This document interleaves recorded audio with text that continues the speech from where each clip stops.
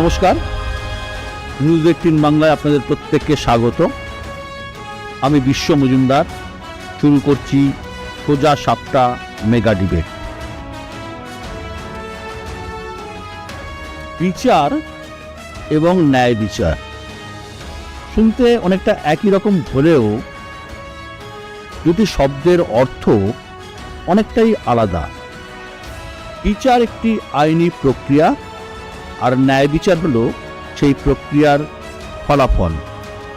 কোনো কারণে এই দুয়ের মধ্যে দূরত্ব যদি তৈরি হয়, তা জনমানসে প্রতিক্রিয়ার সৃষ্টি করে। আরজি করের ক্ষেত্রে কিছুটা তেমনই পরিস্থিতি তৈরি হয়েছে।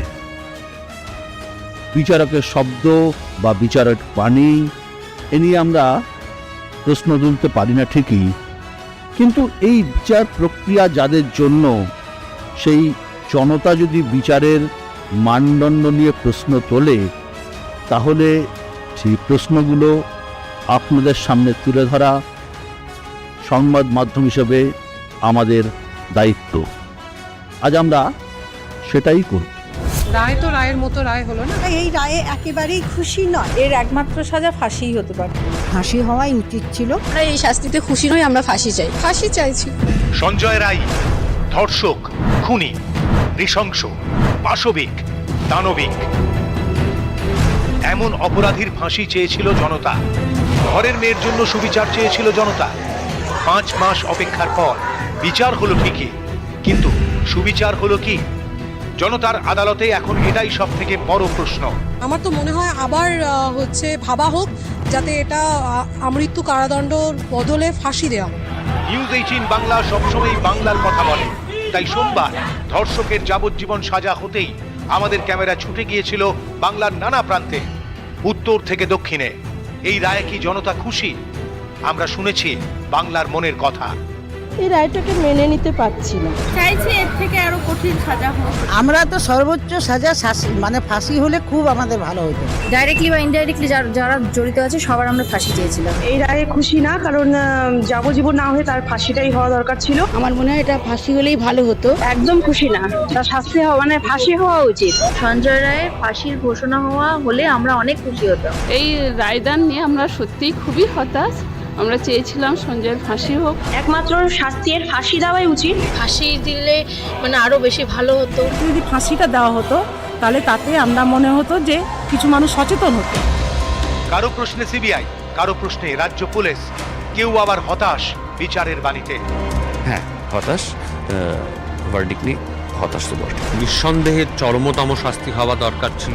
তদন্তটাই কেমন যেন একটা, এত প্রশ্ন উঠলো, সব কি উত্তর পেলাম তো মিলে একটা ধোঁয়াশা রইল আর কি। আমার মতো আরও অনেকে ভাবছেন যে এটা হয়তো একজনের পক্ষে করা একটা অপরাধ নয়। ঠিক মতো পুরো প্রপার ইনভেস্টিগেট করা হয়নি পুরো বিষয়টা। সিবিআই এর কোথাও একটা গাফিলতি আছে। বিরোধের রাজনীতিতে সুর মিলেছিল ফাঁসির দাবিতেও। অপরাধীর ফাঁসি চেয়ে পথে নেমেছিলেন মুখ্যমন্ত্রী। রায়ে হতাশ তিনি। যদি কেউ দানবিক হয়, যদি কেউ পাশবিক হয়, তাহলে সমাজ কি মানবিক হতে পারে? It is a rear, sensitive and very very heinous crime. এবং ক্রাইম করে যদি কেউ বেঁচে যায়, সে তো আবার ক্রাইম করবার চেষ্টা করবে। পথে নেমেছিল বিরোধীরাও। হতাশার সুর এই শিবিরেও। এদের জীবজন্তুর সঙ্গে তুলনা করা মুশকিল। এসব লোককে ক্ষুধার্ত নেকড়ের সামনে ছেড়ে দেওয়া উচিত। প্রশ্ন এখন একটাই, কেন ফাঁসি হলো না সঞ্জয়? দায় কার? দোষী বা কার? ঘাটতি কি তদন্তেই, নাকি সমস্যার বীজ বিচারের মানদণ্ডে? জবাব চায় জনতা। রাজ্যের বিভিন্ন প্রান্ত থেকে সাধারণ মানুষের বক্তব্য আমরা শোনালাম। ফাঁসির দাবিতে উচ্চতর আদালত অর্থাৎ হাইকোর্টে গিয়েছে রাজ্য সরকার, হাইকোর্টে গিয়েছে সিবিআইও। সে মামলার ফয়সালা আগামী সপ্তাহে। নিজের মাকে খুন করেছিলেন বচ্চন সিং, তাকে মৃত্যুদণ্ড দিয়েছিল আদালত। 1980 সালে বিষয়টি সুপ্রিম কোর্টে পৌঁছয়। দেশের সর্বোচ্চ আদালতও তার ফাঁসির সাজা বহাল রাখে। এই বচ্চন সিংয়ের রায় দেওয়ার সময় বিচারের ইতিহাসে লেখা হয়েছিল এক নতুন শব্দবন্ধ, রেয়ারেস্ট অব দি রেয়ার, বিরলের মধ্যে বিরলতম। যুগান্তকারী এই রায় শব্দের মাধ্যমে বুঝিয়ে দিয়েছিল অপরাধ কতটা গুরুতর হলে অপরাধীকে মৃত্যুদণ্ড দেওয়া যায়। তারপর থেকে যখনই এদেশে ফাঁসি হয়েছে তখনই সেই অপরাধকে রেয়ারেস্ট অব দি রেয়ার তকমা দেয়া হয়েছে। আরজিগরের ঘটনার নৃশংসতা গোটা বিশ্বকে নাড়িয়ে দিয়েছে, কিন্তু বিচারক বললেন এটি বিরলতম নয়, তাই ফাঁসি হবে না। এই রায়কে মেনে নিতে পারছে না বাংলার মানুষ, দেশের মানুষ। এ নিয়েই আজকে আমাদের আলোচনা, সোজা সাপটা মেগা ডিবেট। আজকের মোশন, রায়ে হতাশ জনতা। আমরা আমাদের এই ডিবেটে প্রথমে প্রত্যেককে 3 মিনিট করে বলার সুযোগ দেব, তারপর আপনারা আসন গ্রহণ করবেন, তারপর আমরা শুরু করব আমাদের সোজা সাপটা মেগা ডিবেট আলোচনা। প্রথমে আমি ডেকে নেব দেবলীনা দত্তকে।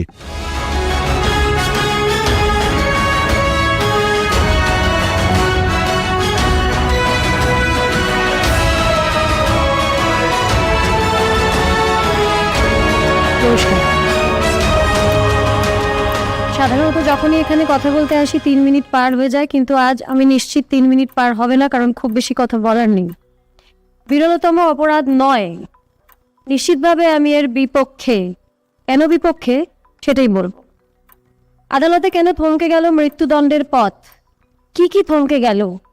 আমি কেন থমকে গেলাম একজন জনগণ হিসেবে সেটা বলব। বিরলতম অপরাধ নয়, তার কারণ হচ্ছে রিতার বাবা মা যাবজ্জীবন হয়ে যাবার পরেও এখনও এই প্রশ্নের উত্তর পাননি।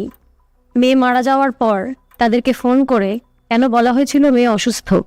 2, তার কিছুক্ষণ পর আবার ফোন করে বলা হয়েছিল মেয়ে আত্মহত্যা করেছেন। কেন? উত্তর পাননি। তারপর তারা মেয়েকে দেখার আগে 3.5 ঘন্টা অপেক্ষা করেছিলেন। কেন? উত্তর পায়নি। মেয়ের দেহ জোর করে তাদের সামনে দিয়ে গাড়িতে তুলে নিয়ে চলে যাওয়া হয়েছিল। কেন? উত্তর পাননি। এই সবকটা উত্তর পাননি বলে জনগণ হিসেবে তারাও এখনো থমকে আছেন, আমিও এখনো থমকে আছি। মেয়েটির বাবার আজও দুঃখ, তিনি শেষকৃত্যের টাকা দিতে পারেননি, কারণ তাকে দিতে হয়নি। এই উপকারটা তিনি চাননি, বাকি জীবনটা ওনার আফসোস থেকে যাবে। বিরলতম অপরাধ, কেন এই টাকাটা তাকে দিতে হলো না? উত্তর আমরা পাইনি। 48 ঘন্টার মধ্যে সঞ্জয় ধরা পড়ে গিয়েছিল, কলকাতা পুলিশই ধরে নিয়েছিল। তৎসত্ত্বেও সিবিআই এর কাছে কেস গেল। যার আজকে শাস্তি হলো সে তো ধরা পড়ে গিয়েছিল 48 ঘন্টার মধ্যেই। তাহলে সিবিআই এর কাছে ঠিক কী কারণে কেস গেল? উত্তর আমরা পাইনি, থমকে আছি উত্তরের অপেক্ষায়। সিবিআই এর কাছে কেস এই জন্য গিয়েছিল কারণ যতজন ফরেন্সিক এক্সপার্ট এটা নিয়ে কথা বলেছেন, যতজন, আমি একজনও ব্যতিক্রম খুঁজে পাইনি সোশ্যাল মিডিয়াতে। যদি খুঁজে পাই খুব খুশি হব, অপেক্ষায় আছি। প্রত্যেকে চুলচেরা বিচার করে ছোট্ট শিশুকে যেভাবে বোঝানো হয় সেইভাবে আমাদের বুঝিয়ে দিয়েছেন ঠিক কেন একজনের পক্ষে এই অপরাধ করা সম্ভব না। চুলচেরা বিচার করে বুঝেছেন। বাচ্চা, 4 বছরের বাচ্চাও বুঝতে পারবে। আমি তো বড় হয়ে গেছি, বুঝতে পেরেছি। তৎসত্ত্বেও একজনকেও তারপর সিবিআই অ্যারেস্ট করলেন না। সিবিআই বলেছিলেন যে প্রমাণ লোপাট করা হয়েছে, ঠিক সেই কারণে সন্দীপ ঘোষ এবং টালা থানার ওসিকে অ্যারেস্ট করা হয়েছিল। আমি বলিনি, সিবিআই বলেছিল। প্রশ্ন, শেষ প্রশ্ন আমার, একজন সিভিক ভলেন্টিয়ার সঞ্জয় রায় খুনটা করেছে একা, তাকে বাঁচানোর জন্য এত কিছু, তার প্রমাণ লোপাট করার জন্য সন্দীপ ঘোষ এবং টালা থানার ওসি। কি আশ্চর্য না? মেয়েটির মা এখনো মাথায় চিরুনি দেননি 5 মাস। বাকি জীবনটা দেবেন না যতদিন না বাকি অপরাধীরা ধরা পড়বেন। হয়তো ওনাকে বাকি জীবনটা আর চিরুনি দিতে হবে না মাথায়। আমি অপেক্ষায় আছি মেয়েটির মা কবে মাথায় চিরুনি দেবেন।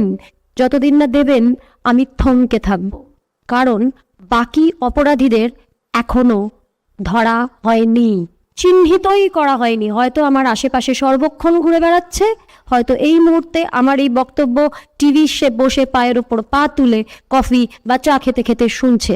সঞ্জয় রায়ের ফাঁসি হলো কি হলো না আমার কিচ্ছু যায় আসে না। বাকি অপরাধীরা যতক্ষণ না ধরা পড়ছে ততক্ষণ আমরা নিরাপদ নই। ভারী মজা হয় যদি পুরো রাষ্ট্র বা পশ্চিমবঙ্গ এই নিয়েই শুধু আলোচনা করে সঞ্জয় রায়ের ফাঁসি হলো কি হলো না, সঞ্জয় রায়ের যাবজ্জীবন ঠিক কি ঠিক না। ভারী মজা হয়, আমরা দিকভ্রষ্ট হয়ে যাই, দিকভ্রান্ত হয়ে যাই। হব না। বাকি অপরাধীরা কোথায়? এই প্রশ্ন নিয়ে স্তব্ধ হয়ে আমি আমার বক্তব্য শেষ করব। ধন্যবাদ। পরের বক্তা অবসরপ্রাপ্ত বিচারক শুভঙ্কর ভট্টাচার্য।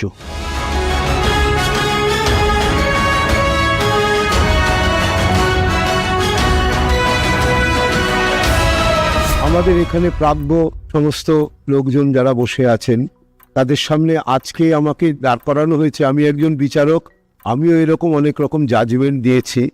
আজকে একটা জাজমেন্ট মানুষকে হতাশ করেছে, সাধারণ মানুষকে হতাশ করেছে, এ সম্বন্ধে কোনো সন্দেহ নেই। কারণ রোজ কাগজে, টিভিতে সবার কাছে এই জিনিসই শুনি যে মানুষ খুব হতাশ হয়ে গেছে। এরকম একটা ঘটনাতেও ফাঁসি হয় না, এটা কিন্তু সত্যি খুব ভাবার বিষয়। এই কথাটা এই দেবলীনা এক্ষুনি বলে গেলেন, এই কথাটা তো সাধারণ মানুষের কথা বললেন উনি। এখন আমি একটা কথা বলি, প্রথমেই আমি যেটা করব সেটা হলো যে আজকে এই যে নিউজ 18 আমাকে এই সুযোগটা দিয়েছেন বলার, আমি একটু বলবো আমাদের কথাটা, অর্থাৎ জজেদের কি করতে হয় এবং জজরা কি করতে পারেন, জজরা কতটা পারেন, কোন পর্যন্ত তারা যেতে পারেন এবং কি কি করতে পারেন। আপনারা সবাই জানেন এই কথাটা, এ জাজ is a creature of law. আইনের বাইরে তার যাওয়ার কোনো জায়গা নেই, সেইটুকুতেই সে যেতে পারে। অর্থাৎ তার কাছে যে ঘটনাটা প্রমাণিত হয়ে এসেছে বিয়ন্ড রিজনেবল ডাউট, বিশেষ করে ক্রিমিনাল কেসে, সেইটুকুতেই সে যা কিছু করার সেটা করতে পারে। এরপরে যে প্রশ্নটা আসে সেটা হলো, তাহলে কি জজদের সবটাই ইউনিফর্ম হয়? হয় না। আমরা ছোটবেলার থেকে একরকমভাবে বেড়ে উঠি, এক একজনের এক এক রকম ফর্ম অফ চিন্তা থাকে, বায়াস একটা আমাদের সবার থাকে, সাধারণ মানুষের আছে, আমাদেরও আছে। যেমন আমার সেন্টিমেন্ট আছে, এটা কখনো ভুলে গেলে চলবে না। একটা জজেরও কিন্তু একটা সেন্টিমেন্টের ব্যাপার আছে, সেটা তারও আছে, তার ভেতর নেই তা নয়। আজকে অভয়ার বা এই আরজি করের ঘটনা, এমন কোনো মানুষ নেই যে লোকটা সমস্ত পৃথিবী জুড়ে যে দুঃখ পায়নি, যে ভাবেনি যে না এটার জন্য যারা দায়ী বা যে দায়ী তার করার থেকে করা সাজা হোক, তাদের ফাঁসি হোক, যাবজ্জীবনও নয়, কারণ শুধু ফাঁসি এইটুকুই তারা চেয়েছেন। আমি এবার একটা কথা বলি, আজকে আমাদের এই যে ঘটনাটা ঘটেছে এরপরে আমাদের মনে কতগুলো প্রশ্ন, অনেক একটা দিক দেবলীনা বললেন, আমি আর একটা দিকে যাই।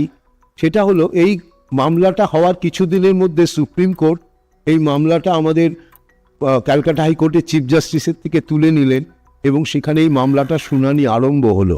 আপনারা যদি লক্ষ্য করেন, সমস্তটা আপনাদের সবার যদি মনে থাকে, তাহলে একটা জিনিস দেখবেন যে আমাদের ওই জজ সাহেবরা কি বলেছিলেন। ওনারা তো আমাদের সুপ্রিম কোর্টের জজ, সুপ্রিম অথরিটি, এবং তাদের জ্ঞান গম্ভীর আমাদের থেকে অনেক অনেক বেশি। তাদের মধ্যে একজন জজ সাহেব তিনি বলেছিলেন যে আমি আমার এই জীবনের 30 বছরে আমি কিন্তু এইরকম ইনভেস্টিগেশন দেখিনি। আবার আমাদের চিফ জাস্টিস তখনকার দেন চিফ জাস্টিস, তিনি বলেছিলেন সিবিআই কিন্তু ঠিক পথে এগোচ্ছে, ওদের একটু সময় দিতে হবে। এই দুটো ঘটনা যখন আমরা সবার সামনে দেখেছি, যেন আমাদের এটা আরো প্রবল হয়েছে যে না, একটা কিছু বেরোবে, একটা কিছু আসবে, একটা কিছু হবে। আজকে এই যে জাজমেন্টটা হয়েছে, আজকে আমার ছোট ভাই একজন জজ, তিনি আজকে যে জাজমেন্টটা দিয়েছেন সেটা নিয়ে একটা ফুরার আরম্ভ হয়েছে। সাধারণ মানুষের খুব ব্যথা লেগেছে যে আমরা তো এইরকম চাইনি, এটা কেন এরকম হলো, এটা ঘটনা। কিন্তু আমাদের ওর জাজমেন্টটার অ্যানালিসিস করতে হবে। আমি প্রথমেই বলি আমার একটা লিমিটেশন আছে, অ্যাজ এ জাজ আমি একটা জাজের অ্যানালিসিস এইরকমভাবে করতে পারি না, অ্যাপিল না হলে, অ্যাপিলে সেইটা করা যায়। আমি যেটা করতে পারি, উনি জাজমেন্টে যা যা বলেছেন, যা যা করেছেন, সেটার একটু অ্যানালিসিস করে বলতে পারি। এটা কিন্তু আমি বলতে পারি সমস্ত সাক্ষীদের উনি ভালোভাবে পড়েছেন, সমস্ত সাক্ষীদের রিলেট করেছেন, সমস্ত সাক্ষীদের সমস্ত কথা কোনটা বিশ্বাসযোগ্য কোনটা বিশ্বাসযোগ্য নয়, ডিফেন্স যেটা বলেছেন সেগুলো নিয়ে আলোচনা করেছেন এবং একটা কনক্লুশনে এসছেন। একটা খুব বড় কথা যেটা সবার খুব মনে লেগেছে সেটা উনি বলেছেন, it is not a rarest of rare case. ওই যে আমি আপনাকে বললাম আমাদের ভেতর একটা বায়াস আছে, আপনারা যদি জাজমেন্টটা পড়েন তাহলে দেখতে পাবেন যে ওই জাজমেন্টে একটা জায়গায় উনি লিখেছেন ওর আর কোনো ক্রাইমের কোনো রকম আগে কোনো ক্রাইম করেছে এটা নেই, এটা ওর কাছে এটা ইট ওয়াজ ইস ক্রাইটেরিয়া টু ফাইন্ড দ্যাট একদম ফাইনালি একটা মানুষকে আমি খুন করে দিতে পারবো না। আপনারা সবাই তো জানেন ফাঁসির এগেনস্টে সমস্ত পৃথিবীতে আজকে যে সমস্ত আন্দোলন আরম্ভ হচ্ছে, বলছে একটা স্টেট স্পন্সার্ড খুন এই জিনিসটা হওয়া উচিত না, অনেক জায়গায় বন্ধ হয়ে গেছে। তাহলে সেই জায়গায় যদি এটা হয় তখন যদি একজনের এরকম যাবজ্জীবন দেওয়া হয় তাহলে কি খুব অন্যায় হয়ে যাবে? সেখানে তো প্রফেশনটাই নেই, এই প্রফেশন তো উঠে গেছে অনেক দেশে। আমাদের দেশে এই নিয়ে চিন্তা করা হচ্ছে, বহু ফর্মে বহু জজেরা, বহু ম্যাজিস্ট্রেটরা, বহু লয়াররা, বহু সাধারণ মানুষ কিন্তু এর বিরুদ্ধে আন্দোলনও করছেন। এইরকম একটা পরিপ্রেক্ষিতে আমার যেটা মনে হয়েছে, আমার এটা পড়ে আমার কিরম যেন মনে হয়েছে যে সমস্ত ইনভেস্টিগেশনটা কিরম যেন একটা ল্যাকাডাইজিক্যাল ফ্যাশনে হয়েছে। প্রথমে আরম্ভ যেটা হচ্ছে সেটা নিয়ে আমি বেশি বক্তব্য রাখবো না। জজ সাহেব সেই জন্যই এখান থেকে নিয়ে সিবিআইকে দিয়েছিলেন যে তারা এই মামলাটাকে ঠিক মতন ভাবে ভেবে দেখে নিয়ে করবে। কিন্তু আমরা হতাশ হলাম যে এই লোকটার এগেনস্টে যে জাজমেন্টগুলো এসছে বা যে কথাগুলো ক্যালকাটা পুলিশ বলেছে সেইটাই কিন্তু এন্ডোর্সড হয়েছে সমস্ত। ঠিক, বচ্চন সিং এর কেসেও কিন্তু সুপ্রিম কোর্টে মতবিরোধ হয়েছিল, একজন জাজ কিন্তু ফাঁসির বিপক্ষে ছিলেন 1980 সালে। তখন এতটা মানবাধিকার নিয়ে এতটা আন্দোলন বা এতটা হইচই হতো না। কিন্তু আপনি যে লাস্ট জায়গায় যে শেষ করলেন যে ইনভেস্টিগেশন পার্ট, যে পার্টটা কতটা হয়েছে আপনি প্রশ্ন তুললেন ইনভেস্টিগেশন পার্ট নিয়ে, আমি ডেকে নেব অবসরপ্রাপ্ত পুলিশ কর্তা বিকাশ চট্টোপাধ্যায়কে।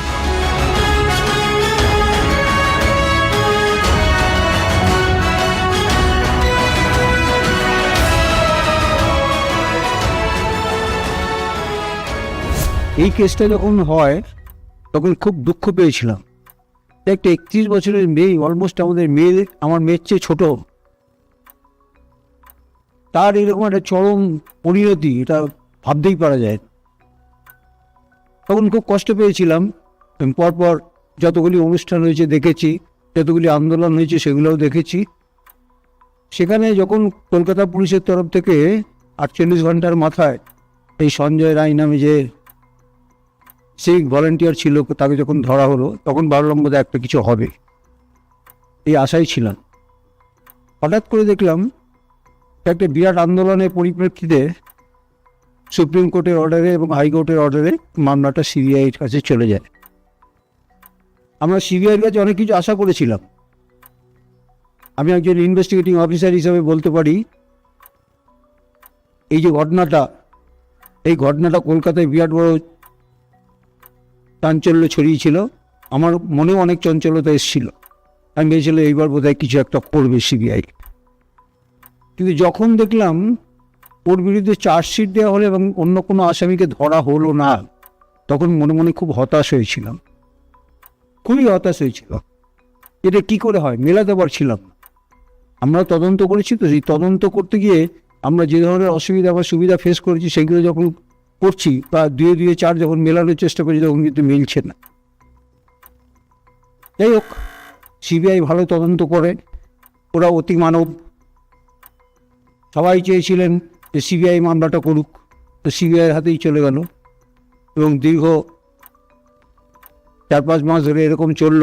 তারপরে তারা চার্জশিট দিলেন। তাদের চার্জশিটের ভেতরে কী ছিল না ছিল আমি জানি না। একটা পলকা ইনভেস্টিগেশন আমি এর আগে কোনো দিন দেখেছি বলে আমার মনে পড়েন।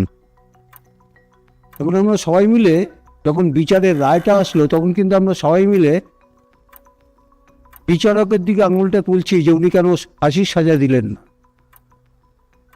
কিন্তু একটা জিনিস আমি আপনাদের কাছে একটা প্রশ্ন করতে চাই, যে আপনার চোখের সামনে যদি একটা খুন হয় আপনি কি সাক্ষী দেবেন? অবভিয়াসলি নয়, দেবেন না। তাহলে এতগুলি যে খুন হচ্ছে,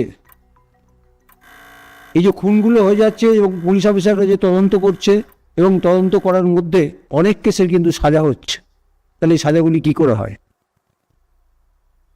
তাহলে পুলিশ কি এখানে অতিমানব? না, তদন্তটা ঠিক মতন করতে হয়। যেই তদন্ত যদি ঠিক মতন করা হয় এবং কোর্টের সামনে যদি ঠিক মতন সমস্ত সাক্ষী এবং প্রমাণ যদি দিয়ে দেওয়া যায়, তাহলে পরে কোর্ট কনভিন্স হয়। কেউ বলতো যে তোমরা যে গল্পটা ফেলেছ, আমরা যখন তদন্ত করতাম কেউ বলতো আমাদের তো কেসের গল্পটা একটা দিতে হয় কোর্টের কাছে চার্জশিটের সময়, তখন সেই গল্পটা শুনে অনেকে বলতো এটাতে তোমরা কিরকম একটা সমস্ত কনকক্টেড করে দিয়েছ।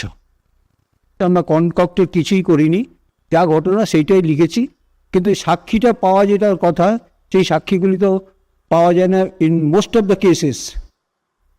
তাহলে কি করতে হয়? তাহলে পার্ট বাই পার্ট ছোট করে এভিডেন্স জোগাড় করতে হয়। সেইখানে বলা হয় যে একটা চেইন অফ এভিডেন্স তৈরি করে তখন কোর্টকে দিতে হয়, এবং এই যে চেইন অফ এভিডেন্সটা যখন আমরা দেই কোর্টকে, তখন সে কোর্ট সেই চেইন অফ এভিডেন্সটা বিশ্বাস করবে কি করবে না সেটা কোর্টের ব্যাপার।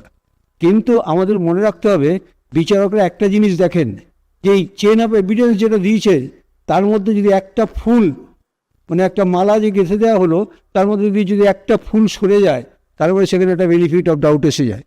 সেই বেনিফিট অফ ডাউটটা goes in favour of the accused, not in favour of the prosecution. সেই জায়গাটাকে ভরাট করার দায়িত্ব হচ্ছে ইনভেস্টিগেটিং অফিসারের। দেখুন, জজ সাহেবের একটা লিমিটেশন আছে, তার কাছে ইনভেস্টিগেটিং অফিসার যেভাবে সাক্ষী এবং প্রমাণ পেশ করবেন, ওনাকে তার ওপরেই চলতে হবে, উনি তার বাইরে 1 ইঞ্চি চলতে পারেন না। ধন্যবাদ বিকাশবাবু, আপনি আসন গ্রহণ করুন। আপনার কাছ থেকে আবার পরে শুনছি যে একটা অদ্ভুত কথা বিকাশবাবু বললেন, একদমই হয়তো ঠিক কথা, যে তিনি প্রশ্ন তুললেন সিবিআই এর তদন্ত পদ্ধতি নিয়ে, এবং তার প্রশ্ন যে তদন্ত ঠিকঠাক হয়নি এবং এভিডেন্স ঠিকঠাক দেওয়া হয়নি বলেই জাজের পক্ষে মুশকিল হয়েছে এই তদন্তের ফাঁসির রায় দেওয়ার ক্ষেত্রে। এবং পরবর্তীকালে supreme court, high court, supreme court কি দেবে, আবার নতুন করে তদন্ত হবে কিনা সেগুলো আমরা জানি না, সে নিয়ে আমরা আলোচনা করব, আলোকপাত করব। পরের বক্তা জুনিয়র ডাক্তারদের পক্ষে সৌরভ রায়।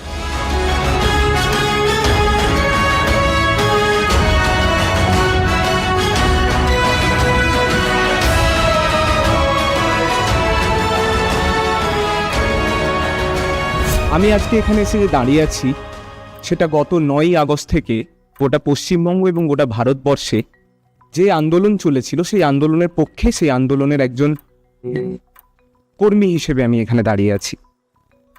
আমরা যে লড়াইটা লড়েছিলাম, সেই লড়াইয়ের কিন্তু মূল দাবি ছিল আমাদের যে দিদিকে চরম অত্যাচার সহ্য করে চলে যেতে হয়েছিল, যাকে কেউ অভয়া, কেউ তিলোত্তমা, বিভিন্ন নামে ডেকেছেন, তার ন্যায় বিচার। আজকে আমরা কয়েকদিন আগে একটা রায় পেলাম, বিচারের রায় পেলাম শিয়ালদা কোর্ট থেকে। সেখানে কি আছে এবং কি নেই? আছে যে সঞ্জয় রায় অপরাধী, এবং যে অপরাধ সেটা নাকি বিরলের মধ্যে বিরলতম নয়। কি নেই? যেগুলো নেই তার মধ্যে প্রথম যে ঘটনা, সেটা হচ্ছে এই অপরাধটা কেন হলো, মানে হঠাৎ করে কেন একজন মাতাল সিভিক ভলেন্টিয়ার একটা মেডিকেল কলেজের মধ্যে ঢুকে এই ঘটনাটা ঘটাতে গেল, এবং এই ঘটনার সঙ্গে আর কারা জড়িত, যে প্রশ্নটা বাংলার মানুষকে গত কয়েক মাস ধরে বারবার আন্দোলিত করেছে, সেই প্রশ্নটার উত্তরও কিন্তু নেই। এবং কাদেরকে বাঁচানোর জন্য কারা এই ঘটনার প্রমাণ লোপাট করতে উঠে পড়ে লাগলো, সেই প্রশ্নটারও উত্তর নেই। প্রমাণ লোপাট যে হয়েছে সেটার প্রমাণ এর আগেও যখন প্রথমবার এই কেসটা মহামান্য কলকাতা হাইকোর্টের কাছে যায়, তখন তার যে রায় ছিল, যে রায়ের মাধ্যমে এই কেসটা সিবিআই এর হাতে পৌঁছেছিল, তার মধ্যে রয়েছিল পরোক্ষভাবে আজকে শিয়ালদা হাইকোর্টের যে রায়, তার মধ্যেও প্রমাণ লোপাটের প্রমাণ রয়েছে। এবং যে প্রশ্নটা বারবার সবাইকে নাড়া দিচ্ছে, যে কেন সঞ্জয় রায়ের ফাঁসি হলো না, সেখানে অনেকগুলো তত্ত্ব উঠে আসছে। প্রথমে একটা কথা বলে রাখা ভালো, যে এই জাজ ইনি কিন্তু এর আগেও অন্য একটি কেসের ক্ষেত্রে, সেটা ধর্ষণ ও খুনের মতো মামলাও ছিল না, সেটা মাদকদ্রব্য পাচারের মামলা ছিল, সেখানে ফাঁসির রায় দিয়েছেন। অর্থাৎ ফাঁসি দেওয়ার প্রতি এনার আলাদা করে কোনো অ্যাভারশন নেই। তাহলে নিশ্চয়ই যাদের হাতে তদন্তের দায়ভার ছিল, যাদের হাতে দায় ছিল যে এনার হাতে অস্ত্র তুলে দেওয়ার, তারা সেটা তুলে দিতে পারেননি। সিবিআই কি করেছে, সিবিআই কি করেনি, এটা আমরা সবাই অলরেডি বারবার বলেছি। সিবিআইয়ের ক্ষেত্রে আমরা দেখেছি সিএফএসএল এর যে রিপোর্ট সেপ্টেম্বর মাসে তাদের হাতে ছিল, যেখানে বলা হচ্ছে যে এই ঘটনা বোধহয় ওখানে ঘটেনি। সেই রিপোর্টকে তারা তাদের চার্জশিটে প্রতিফলন দেখাতে পারেনি। সিসিটিভি ক্যামেরায় দেখা গেছে 68 জন ওই ঘরে ঢোকানো বেরোনোর জিনিস ঘটেছে, তার মধ্যে একজনকে মাত্র তারা আইডেন্টিফাই করেছে। আমরা দেখেছি সিবিআইয়ের ইনভেস্টিগেটিং অফিসার পর্যন্ত শেষ দুদিন ওইখানে শিয়ালদা কোর্টে নিজের হাজিরা পর্যন্ত দেননি। কিন্তু তাছাড়া যার কথা বলা হচ্ছে, তাছাড়া কলকাতা পুলিশ, যে কলকাতা পুলিশ এবং যে রাজ্য সরকার, এখন এই রায় বেরিয়ে যাওয়ার পর রাজ্য সরকারের প্রধান যিনি, তিনি বলছেন যে তাদের হাতে যদি মামলাটা থাকতো তাহলে তারা চরমতম শাস্তি দিতে পারতেন। এখানে এই কথাটা আমাদের কাছে খানিকটা মনে হচ্ছে যেন গাছের গোড়া কেটে আগায় জল দেওয়ার মতো। কেন এই কথাটা বলছি? কারণ যে রায় আমাদের হাতে এসছে সেই রায়ের 149 থেকে 154তম পেজে সুব্রত চ্যাটার্জি, রূপালী মুখার্জি, সৌরভ কুমার ঝা, কলকাতা পুলিশের 3 জন অধিকর্তার নামে নিয়ম করে করে একেবারে ধরে ধরে বলা আছে যে কিভাবে এরা বারবার ইললিগাল কাজ করেছেন। অথচ এতদিন কেটে যাওয়ার পরেও রাজ্য সরকার এবং কলকাতা পুলিশ তাদের বিরুদ্ধে কোনো বন্দোবস্ত নিতে পেরেছে কি? আমরা জানি না পেরেছে কিনা। তাহলে যদি সত্যি ন্যায় বিচার দেওয়ার ইচ্ছে তাদের থাকতো, তাহলে এতদিন ধরে এই ডিলেটা নিশ্চয়ই তাদের পক্ষ থেকে হতো না। দেখুন, কলকাতা পুলিশের পক্ষ থেকে অপদার্থতা দেখানো হয়েছিল, সে কারণেই কিন্তু আমরা চেয়েছিলাম যেন জুডিশিয়াল এনকোয়ারি হয়, এবং সে কারণেই দেশের সর্বোচ্চ ইনভেস্টিগেটিং অথরিটি সিবিআই এবং দেশের সর্বোচ্চ কোর্ট মহামান্য সুপ্রিম কোর্টের তত্ত্বাবধানে এই তদন্ত প্রক্রিয়া চলছিল। সেখানে গিয়েও আমরা যে চার্জশিট পেলাম সেটা কলকাতা পুলিশের 48 ঘন্টার রিপোর্টের একেবারে একটা হাস্যকর কার্বন কপি মাত্র। ক্লাস 3-4 বাচ্চারাও এটা পড়ে হাসবে। আজকে এই সমস্ত কিছুতে বিরক্ত হয়ে যদি রাজপথের বিচারে মানুষ ভরসা রাখতে শুরু করেন, তাহলে সেটা রাষ্ট্রের জন্য খুব স্বস্তির হবে। তো নেতাজি বলেছিলেন, এ কথা ভুলো না, অন্যায় আর মিথ্যার সাথে আপোষ করার মতো নিকৃষ্টতম অপরাধ আর নেই। আমরা সেটা ভুলতে পারিনি। আর আপনারা? এই প্রশ্নটা আমার থাকলো। ধন্যবাদ। Doctor Sourav Dutta, chairman, grievance redressal sell.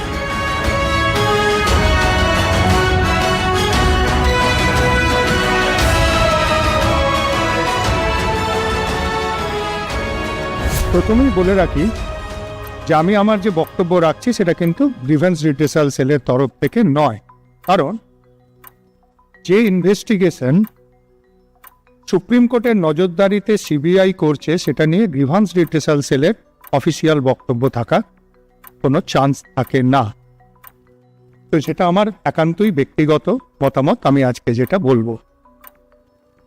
এই যে রায়, সৌরভের আরেকটা পরিচয়, সৌরভ আইএম এর এখন নেই, ছিলেন, আইএম এর ছিলেন। সৌরভ রাজ্যের নাম করা অঙ্ক সার্জন।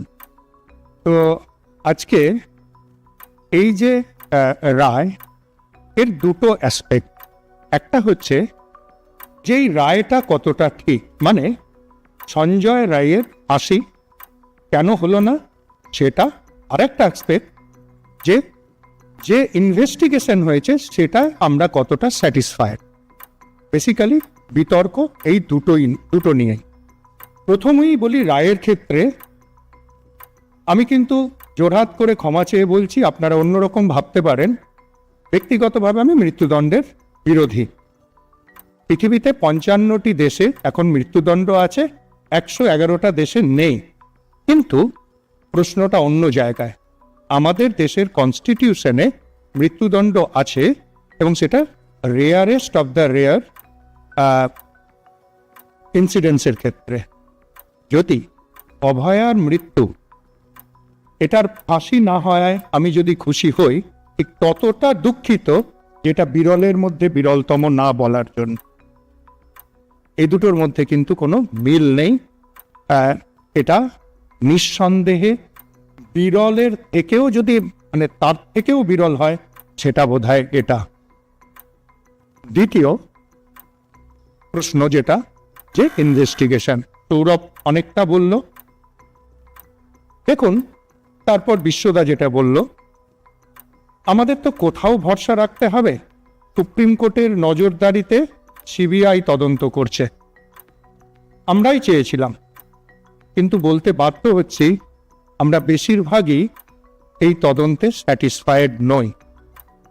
বহু প্রশ্ন আছে এবং সেই প্রশ্নর হয়তো সব সঠিক নয়, আবার হয়তো অনেক কিছু সঠিক। একটা জিনিস কিন্তু মনে রাখতে হবে যে অভয়া শুধুমাত্র সোদপুরের একজন বাবা মার সন্তান নন, আজকে তিনি ভারতবর্ষের বহু বাবা মার সন্তান। আজকে তিনি বহু মানুষের দিদি, কারুর বোন।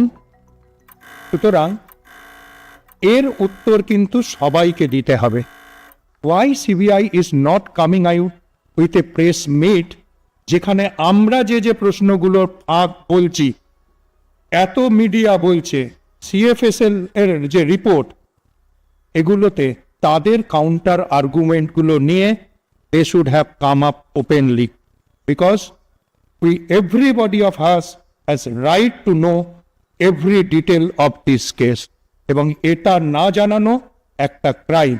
একটা তথ্য জানিয়ে রাখি, 1951 সালে প্রথমবার পশ্চিমবঙ্গে ফাঁসি হয়েছিল স্বাধীনতার পর। মানে আমি স্বাধীনতার বিপ্লবীদের কথা বলছি না, প্রথম ফাঁসি হয় 1951 সালে। তারপর থেকে এ রাজ্যে এখনো পর্যন্ত 32 জনের ফাঁসি হয়েছে এবং সব মিলিয়ে সংখ্যাটা 33। তবে 1991 সালের পর প্রথম এবং শেষ ফাঁসি আপনারা সবাই জানেন, হেতাল পারেকের ঘটনায় ধনঞ্জয় চট্টোপাধ্যায়ের ফাঁসি হচ্ছে 2004 সালে হয়েছিল, সেটাই পশ্চিমবঙ্গের শেষ ফাঁসি। পরের বক্তা সিপিআইএম এর পক্ষে কনিনিকা ঘোষ পোস্ট।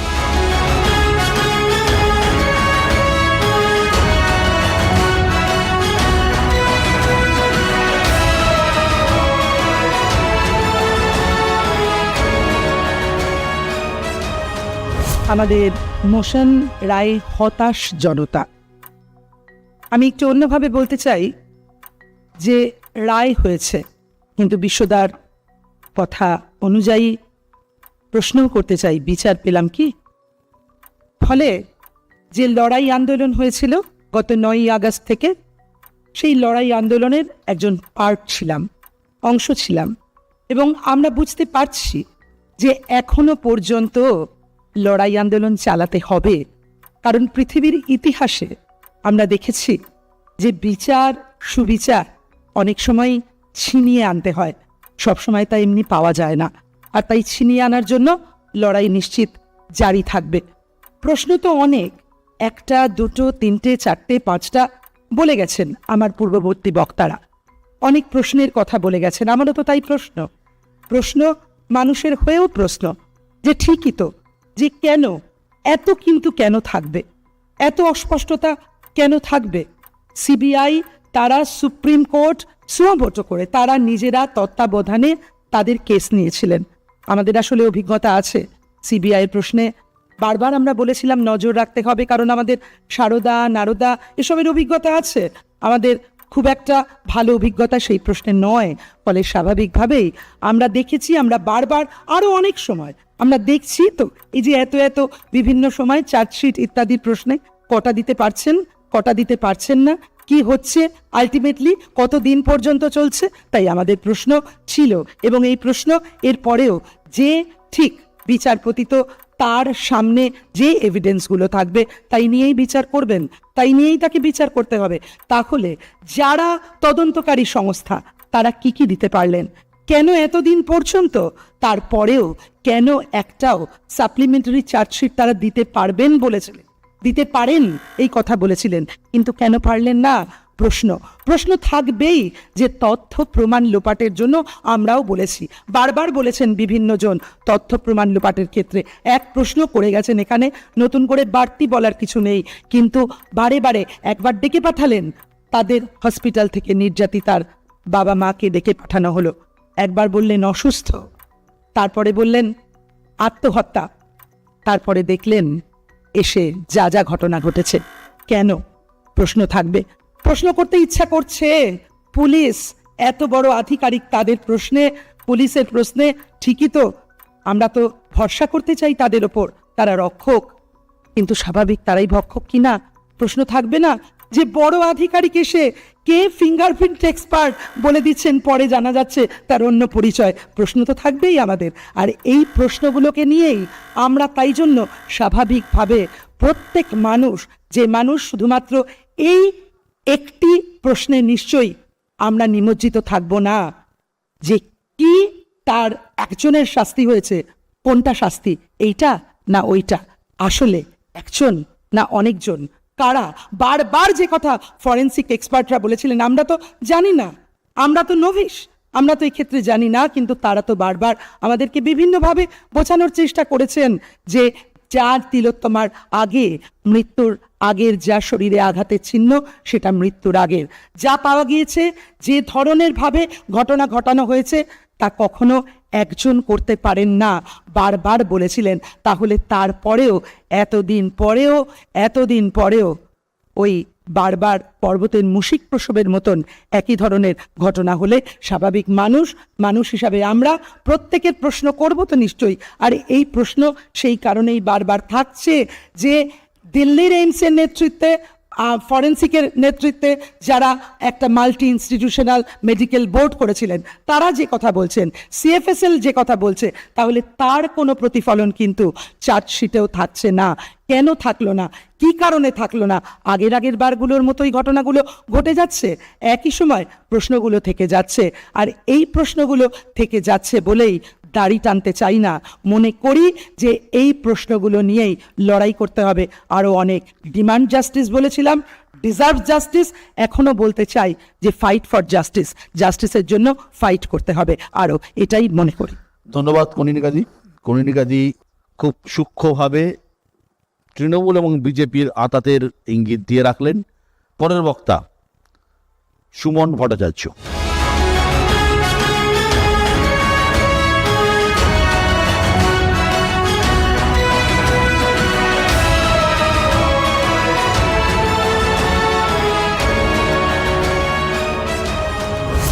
আর কয়েক ঘন্টা বাদে তার মৃত্যু হবে, তার শরীরে ঢুকিয়ে দেওয়া হবে বিষাক্ত ইঞ্জেকশন। তার আগে অবধি তিনি বারবার বলেছেন যে আমি এই খুনটাও করিনি, এই ধর্ষণটাও আমি করিনি। তার স্পিরিচুয়াল অ্যাডভাইজার সিস্টার তার প্রতি একটু দুর্বল, এবার তাকে ইঞ্জেকশন দিতে নিয়ে যাওয়া হবে। বেরোনোর সময় তিনি সিস্টারকে ডেকে বললেন, সিস্টার, আমি এতদিন আপনাকে মিথ্যে কথা বলেছিলাম, আসলে আমি খুনটা করেছি, আমি ওই মেয়েটিকে ধর্ষণ করেছি। হতে পারে যে আমার এই কথাটা শোনার পর এবং আমার মৃত্যুদণ্ড হওয়ার পর মেয়েটির মা বাবা একটু শাস্তি পাবে। 1995-এর অস্কার জয়ী সিনেমা ডেড ম্যানস ওয়াকিংয়ের ক্লাইম্যাক্সের দৃশ্য। শন পেন এবং সুসান সারান্ডন দুজনেই অস্কারের জন্য নমিনেটেড হয়েছিলেন। ব্রুস স্প্রিংস্টিনের মিউজিকটা এখনো আমার কানে বাজছে। তো কাউকে নিশ্চিতভাবে বলে দেবেন না যে ও খুন বা ধর্ষণটা করেনি, কারণ বারবার সেটাই বলেছে। নাও কামিং ব্যাক টু যেটা মাননীয় বিচারক বললেন, বা সৌরভও খুব সুন্দর করে বলেছেন, সৌরভ দত্ত, যে কেউ মৃত্যুদণ্ডের পক্ষে থাকে, কেউ মৃত্যুদণ্ডের বিপক্ষে থাকে। দেখুন, ভারতবর্ষের সংবিধান যখন তৈরি হচ্ছিল, কনস্টিটিউয়েন্ট অ্যাসেম্বলিতে এটা নিয়ে দীর্ঘ ডিবেট হয়েছে, এবং সেই ডিবেটে ইভেন আম্বেদকর নিজেও কিন্তু মৃত্যুদণ্ডের বিরুদ্ধে ছিলেন। বাঙালি হিসেবে অমিয়নাথ ঘোষের দীর্ঘ বক্তৃতা ছিল যে কেন মৃত্যুদণ্ড দেওয়া উচিত না।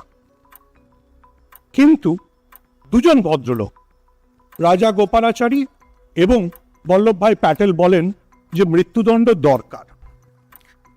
কেন বল্লভভাই প্যাটেল এবং রাজা গোপালাচারী এটা বলেছিলেন, সেটাও কনস্টিটিউয়েন্ট অ্যাসেম্বলির দীর্ঘ ডিবেটে আছে। তো অবশ্যই যেটা শুভঙ্কর বাবু বলেছেন, সৌরভ বলেছেন, এটা অনেকটাই ডিপেন্ড করে বিচারপতির ব্যক্তিগত ইচ্ছা এবং অনিচ্ছার উপরে। যখন আপনি যদি সুপ্রিম কোর্টের দীর্ঘ রায়গুলো দেখেন, যখন কৃষ্ণ আয়ার বলছেন, তখন কৃষ্ণ আয়ার কিন্তু মৃত্যুদণ্ডের বিরুদ্ধে রায় দিচ্ছেন। তিনি বলছেন যে না, মৃত্যুদণ্ড আমি চাই না। কৃষ্ণ হয়তো, আমি বিচারপতি অনির্বাণ দাসের বিচার ক্ষমতা নিয়ে বিচার করার ক্ষমতা আমার নেই, কিন্তু কৃষ্ণ আয়ার যেটা বলেছিলেন হয়তো বিচারপতি অনির্বাণ দাসও সেটাই ফলো করেছেন, যে এটাতে আমি মৃত্যুদণ্ড দিতে চাই না কিন্তু অন্য জায়গায় দিয়েছি। প্রশ্ন হচ্ছে তাহলে কি হবে? ওই জন্যই আমি ওই সিনেমাটার শেষ দৃশ্যটা দিয়ে শুরু করলাম। আপনি যাকে নিশ্চিত ভেবে রেখেছেন যে এ খুন করেনি, সে ফাঁসির শেষ মুহূর্তে আগে, ফাঁসিটা ইঞ্জেকশনের শেষ মুহূর্তে আগে বলে যাচ্ছে যে হ্যাঁ আমি খুনটা করেছিলাম, এতদিন মিথ্যে বলেছি, এবং হয়তো আমার মৃত্যুর দিন ওর পরিবার একটু শান্তি পাবে। 1898 সালে যখন সিআরপিসি তৈরি হয় তখন খুনের মতো অপরাধের ক্ষেত্রে মৃত্যুদণ্ড ছিল নিয়ম, যাবজ্জীবন ছিল ব্যতিক্রম। এরপর একাধিকবার সিআরপিসি সংশোধন হয়েছে। 1973 সালের সংশোধনীর পর মৃত্যুদণ্ড হয় ব্যতিক্রম। এই সময় থেকেই ঠিক করা হয় ফাঁসির সাজা দিলে সংশ্লিষ্ট বিচারপতিকে তার কারণও ব্যাখ্যা করতে হবে এবং তা লিখিতভাবে। সিআরপিসিতে বদল আসার পর প্রথমবার আদালতে মৃত্যুদণ্ড চ্যালেঞ্জের সামনে পড়ে 1980 সালে Bachchan Singh versus state of Punjab মামলায়, এবং 5 বিচারপতির বেঞ্চ ছিল, যিনি চিফ জাস্টিস কিছুদিন আগে পর্যন্ত ছিলেন এবং এই কেসের সিবিআই হাতে কেসটি দিয়েছিলেন। সেই চন্দ্রচূড়ের বাবা যশবন্ত বিষ্ণু চন্দ্রচূড় ছিলেন প্রধান বিচারপতি, বিচারপতি PN ভাগবতী, বিচারপতি RS সারকারিয়া, বিচারপতি AC গুপ্তা এবং বিচারপতি NL উনথালিয়া। এই 5 বিচারপতির বেঞ্চ, তারা সাংবিধানিক বেঞ্চ পর্যালোচনা করেছিল মৃত্যুদণ্ডের কি সাংবিধানিক বৈধতা আছে, তার কি বৈধতা আছে, এবং মৃত্যুদণ্ড যদি মুড়িমুড়কির মতো না দেওয়া হয় তার জন্য বিশেষ গাইডলাইন তৈরি করে দেওয়া হয়। বিচারক নিশ্চয়ই জানেন এবং আপনারাও অনেকে হয়তো জানেন, যারা জানেন না হয়তো তাদের জন্য বললাম। পরের বক্তা বিজেপির পক্ষে জগন্নাথ চট্টোপাধ্যায়।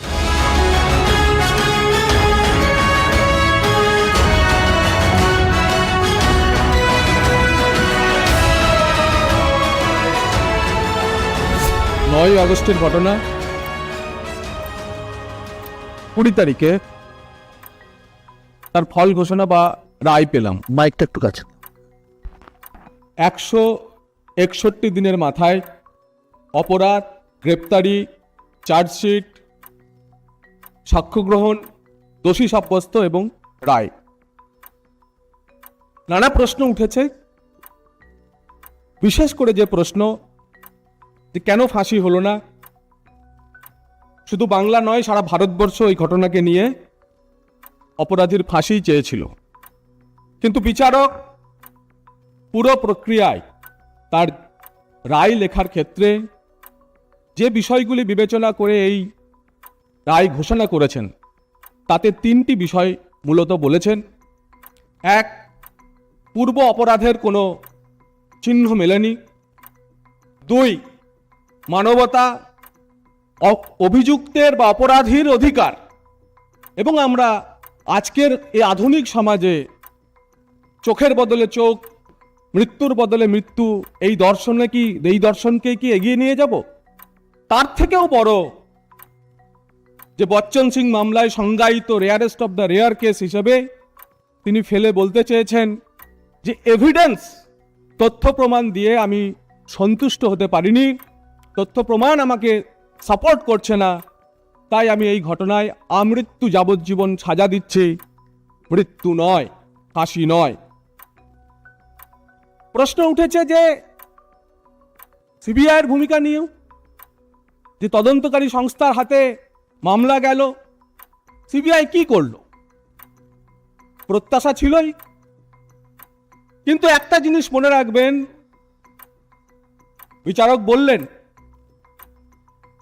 DOI চন্দ্রচূড়ের বেঞ্চই হোক বা অনির্বাণ দাস, বিচারক অনির্বাণ দাসের জাজমেন্ট, কোথাও কিন্তু দোষী সাব্যস্ত করা এবং প্রসিকিউশনে সিবিআইয়ের গাফিলতির কথা উল্লেখ করা নেই।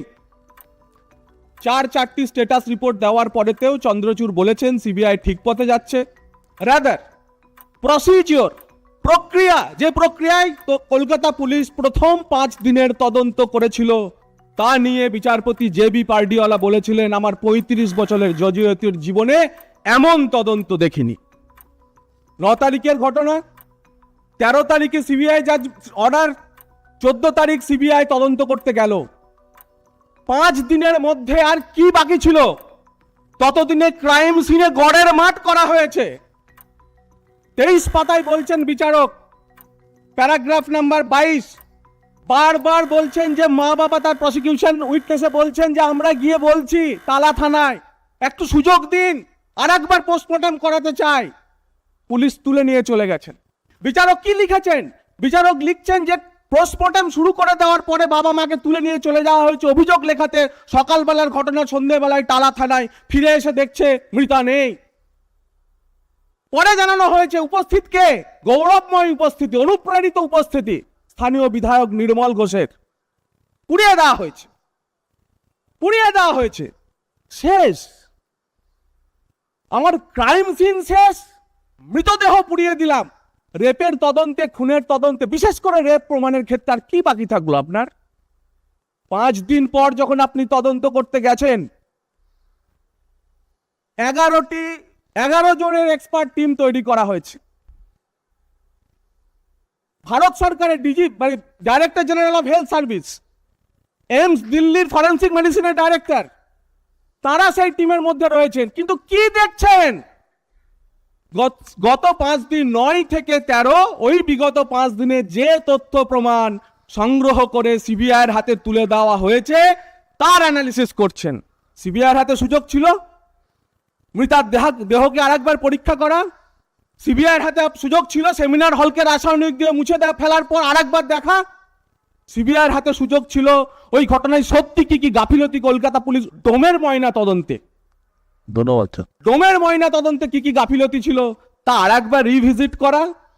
ফলে কলকাতা পুলিশ, আমি হোমিসাইডের অফিসার বলছিলেন, যা তথ্য প্রমাণ হাতে দিয়েছে তার অ্যানালিসিস করে তদন্তকে পৌঁছাতে হয়েছিল। সেই কারণেই ডিওয়াই চন্দ্রচূড় থেকে বিচারক অনির্বাণ দাস সিবিআই এর গাফিলতি দেখেনি। সিএফএল এর কয়েকটি বিষয় নিয়ে নানা কথা চলছে। বিচারটা পড়ুন, যে রায় দিয়েছেন সেটা পড়ুন, আপনারা সবাই পড়ুন। সমাজ কি চাইছে, আবেগ কি চাই, দিয়ে আমরা যা চাইছি, আমরা তো চাই ফাঁসি হোক, কিন্তু পেজ 70 প্যারা 479 ফরেন্সিক এক্সপার্টরা বলছেন যে ফরেন্সিক এভিডেন্সে একজনের বেশি উপস্থিতি দেখা যাচ্ছে না। এবং বিচারক কিসের ভিত্তিতে এই আমৃত্যু যাবজ্জীবন দিয়েছেন? স্তন বৃন্তে পাওয়া সঞ্জয় রায়ের লালা রস, এমনকি তার যোনি থেকে যে রস সংগ্রহ করা হয়েছিল সেখানেও সঞ্জয় রায়ের বীর্যের কোনো প্রমাণ পাওয়া যায়নি। এই এভিডেন্স কে সংগ্রহ করেছিল? সিবিআই না কলকাতা পুলিশ? কিসের প্রমাণ হতো? এবং যে চুল পাওয়া গেছে, সঞ্জয় রায় ডিফেন্সে বলেছে যে ওই চুল আমার থেকে ছিঁড়ে নিয়েছিল কলকাতা পুলিশ। বোঝাই যাচ্ছে এই মামলাটিকে প্রমাণ লোপাট করে শেষ করে দেওয়ার জন্য তার অ্যানেকডোট আছে। তাপসী মালিক, আমি নাম নিচ্ছি এই কারণে, পরবর্তীকালে ধর্ষণ প্রমাণিত হয়নি, নিম্নাঙ্গ পুড়ে গেছিল, সেই কারণে পরবর্তীকালে শহীদ দত্ত লোয়ার কোর্টে সামাজিক চাপে তার যাবজ্জীবন হলে পরেও হাইকোর্টে গিয়ে অ্যাকিউটাল হয়ে গেছিলেন। তাই মমতা বন্দ্যোপাধ্যায়ের পুলিশ প্রশাসন জানতো যদি দেহটাকে একবার পুড়িয়ে দেওয়া যায় মামলাটাকে শেষ করে দেওয়া হবে, তাই তড়িঘড়ি আবার ফাঁসি চেয়ে কলকাতা হাইকোর্টে। কারণ এখনো যদি প্রমাণ এক টুকরো বেঁচে থাকে, সে ওই সঞ্জয় রায় না। কারণ বিচারক লিখছেন তার মাতৃভাষা বাঙালি, রাই হলে অন্তত মাতৃভাষা বাঙালি হতো না। তাই এই ন্যারেটিভের খেলায় এর মধ্যেও আমার তো ষড়যন্ত্রই লক্ষ্য হচ্ছে। ধন্যবাদ জগন্নাথ চট্টোপাধ্যায় বিজেপির পক্ষে বললেন এবং জগন্নাথ একদম সিবিআইকে ডিফেন্ড করলেন, খুব ভালো হবে। কিন্তু বিচারকের রায়ের যে কপি আছে তাতে কলকাতা পুলিশের সমালোচনা করার পাশাপাশি সিপিআইয়েরও সমালোচনা করা হয়েছে, এই নিয়ে কোনো সন্দেহ নেই। পরবর্তী বক্তা ডক্টর শশী পাজা।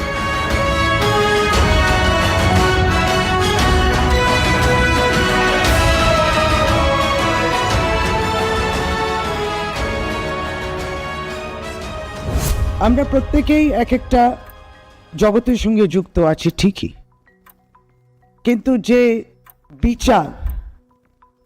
বিচার ব্যবস্থা এবং তারপরে তার রায়, এইটা নিয়ে যে সকলেই যারা অতটাই যে পারদর্শী যদি হতে পারতেন তাহলে তো ভালো হতো। আমরা সেটা নিয়ে বলছি না, আমরা নিশ্চয়ই আপনারা শুনেছেন দলের পক্ষ থেকেও এবং রাজ্যের পক্ষ থেকেও মাননীয় মুখ্যমন্ত্রী শ্রীমতী মমতা বন্দ্যোপাধ্যায়, এবং আমরা যে কথাটা বলতে চাইছি যে কেন ফাঁসি চাইছে, কেন ফাঁসি হবে না, ফিয়ার অফ দ্য ল হবে না, দৃষ্টান্ত রাখবো না, দৃষ্টান্ত তো রাখতে হবে। এরকম একটা জঘন্যতম, সকলেই যারা আছেন এখানে বলছেন মানছেন তো, এই অত্যাচার, বোনের উপর অত্যাচার, দিদির উপর অত্যাচার, আমার মেয়ের মতো, সকলেই বললেন এই অত্যাচারটাকে তো মানলেন, তাহলে ফাঁসিটার কে কেন মানছেন না? এবং এই সরকার সেটা করে দেখিয়েছে। আপনারা দেখেছেন গোরাপের যে কেস, আপনারা দেখেছেন আমাদের সোনারপুরেও যে কেস, ফারাক্কাতে যে কেসটা হয়েছিল, যেখানে এরকমই অত্যন্ত নৃশংস হত্যা এবং রেপ মার্ডার, পক্সো আইনেতে মৃত্যু ঘোষণা করা হয়েছে এবং মৃত্যুদণ্ড দেয়া হবে। রাজ্য সরকার এই দৃষ্টান্ত রাখতে চায়। আমরা মেনে নিতে পারছি না যে 90টা করে রেপ প্রতিদিন হবে, সেও বোন, দিদি, সন্তান মতো। সুতরাং সে ফিয়ার অফ দ্য ল হবে না কেন? সেটা তো থাকতে হবে। এবার এই যাত্রায় 9 আগস্ট থেকে আজ অব্দি আপনারা আজকে যেভাবে সিবিআইকে আমরাও কেউ ডিফেন্ড করছি না, কলকাতা পুলিশের ডিফেন্ড ব্যাপার নয়, ব্যাপারটা এটা আপনার এজেন্সি, আমার এজেন্সি সেই জায়গা নয়। আমরা জানি supreme court monitored CBI investigation, Kolkata police প্রথম দিকে অ্যারেস্ট করা, তারপরেও সেই মাটি, কলকাতার মাটিতে দাঁড়িয়ে মুখ্যমন্ত্রী বললেন আর 3-4 দিন দেখছি, এবং তিনি তখনও বলেছিলেন যে যেই দোষী হবে, যেই তখন অ্যাকিউজ ছিল, এখন কনভিক্টেড, যখন আমরা এই আলোচনাটা করছি মৃত্যুদণ্ডই হবে, প্রথম থেকেই বলা হচ্ছিল। এটা আলাদা বিষয় যে 5 দিন বাদে তারপর চলে যায় সিবিআইয়ের হাত। এত আলোচনার মধ্যে মাননীয় বিচারক, যিনি শিয়ালদা কোর্ট, প্রত্যেকেই জানতেন শিয়ালদা কোর্টেই হবে এটা, সুপ্রিম কোর্টের প্রতি যে প্রত্যাশা রেখেছিলেন, কত রকমের আমরা ল্যাঙ্গুয়েজ দেখলাম, সোশ্যাল মিডিয়াতে কত রকমের ব্যাখ্যা দেখলাম, অনেক রকমের রিপোর্টস সামনে চলে এলো। সেই স্থানে সেই বিষয়গুলো নিয়ে কোথায় দাঁড়িয়ে আছে মাননীয় বিচারক, প্রতিটি বিষয়টাকে চুল ছেঁড়া বিশ্লেষণ যেটাকে বলে, প্রত্যেকটা তিনি করেছেন রায়ের কপিতে, সেটাও আছে। তিনি যদি বলে থাকেন কলকাতা পুলিশের প্রসিডিওরাল ল্যাপসেস, কিন্তু তবুও বলেছেন সঞ্জয় রায় তুমি কিন্তু অভিযুক্ত। এখানে এই দোষ, এখানে যেমন বলা হচ্ছে যে কতগুলো হার্ড ড্রাইভস, 11টা হার্ড ড্রাইভস, এবং অতগুলো সিডি দেওয়া হয়েছে যে কারা যাতায়াত করেছেন সেই জায়গায়, সেমিনার রুমে এই সমস্ত এভিডেন্সগুলো রয়েছে। এবং সেমিনার রুমে এবং সেই চেস্ট ডিপার্টমেন্টে যারা ডাক্তার এখনো কর্মরত, তাদের সাক্ষ্য এবং সেদিনকে যারা ছিলেন তাদের সাক্ষ্য, সমস্তটা নিয়ে কিন্তু মাননীয় বিচারক শিয়ালদা কোর্টে তিনি কিন্তু প্রত্যেকটা বিষয় নিয়ে তিনি বলেছেন। আমাদের বিষয় যে সেই বিচার ব্যবস্থা, এবং তিনি বিচার নিয়ে কি বলেছেন তা নয়, আমরা রায় নিয়ে বলছি যে কেন এই মৃত্যুদণ্ডটা হবে না। তাতে এই প্রশ্ন দেখুন অদ্ভুতভাবে, এই প্রশ্ন যেন এই ব্যাখ্যাটা কতটা ভুল। আমরা কি চাই উন্নাও মতো হয়ে যাক, উন্নাও হাতরাস কাঠোয়া মতো হয়ে যাক, যার ধর্ষণ, যার রেপ এবং ধর্ষণ মার্ডার হয়ে গেল, তারপর তার আত্মীয় স্বজনকেও মেরে ফেলা হলো, আর আপনারা বলছেন যে সঞ্জয় রায়কে মারার চেষ্টা হচ্ছে যাতে কোনো এভিডেন্স যাতে সরকার গেট রিড করতে পারে। এই কিছু ফরেন্সিক এক্সপার্টস তার সব চারদিক দিয়ে গজিয়ে উঠেছে, কিন্তু একটা কমন এজেন্ডা আমরা দুঃখের সঙ্গে বলি যে রাজ্য সরকার কিংবা আমরা অ্যাজ এন ইন্ডিভিজুয়ালও অত্যন্ত মর্মাহত, এবং নিশ্চয়ই এটা হওয়া উচিত নয়। এবং হওয়া উচিত নয় যখন বিচার বলে দিয়েছে যে সে অভিযুক্ত, এই অভিযুক্তকে সেই শাস্তি মৃত্যুদণ্ড দিতে হবে। এবং সেই জায়গা আমরা অনড় যে আমরা চাই মৃত্যুদণ্ড, কারণ ফিয়ার অফ দ্য ল থাকতে হবে, যাতে এই রকম অপরাধ যেন আমরা কেউ না করি। অনেক অনেক ধন্যবাদ শশীদিকে। একটা ভয় থাকতে হবে মানুষের মধ্যে, শশীদির বক্তব্য। আমরা একটা ছোট্ট বিরতি নিচ্ছি, ফিরে আসছি বিরতির পর আমাদের আলোচনা নিয়ে।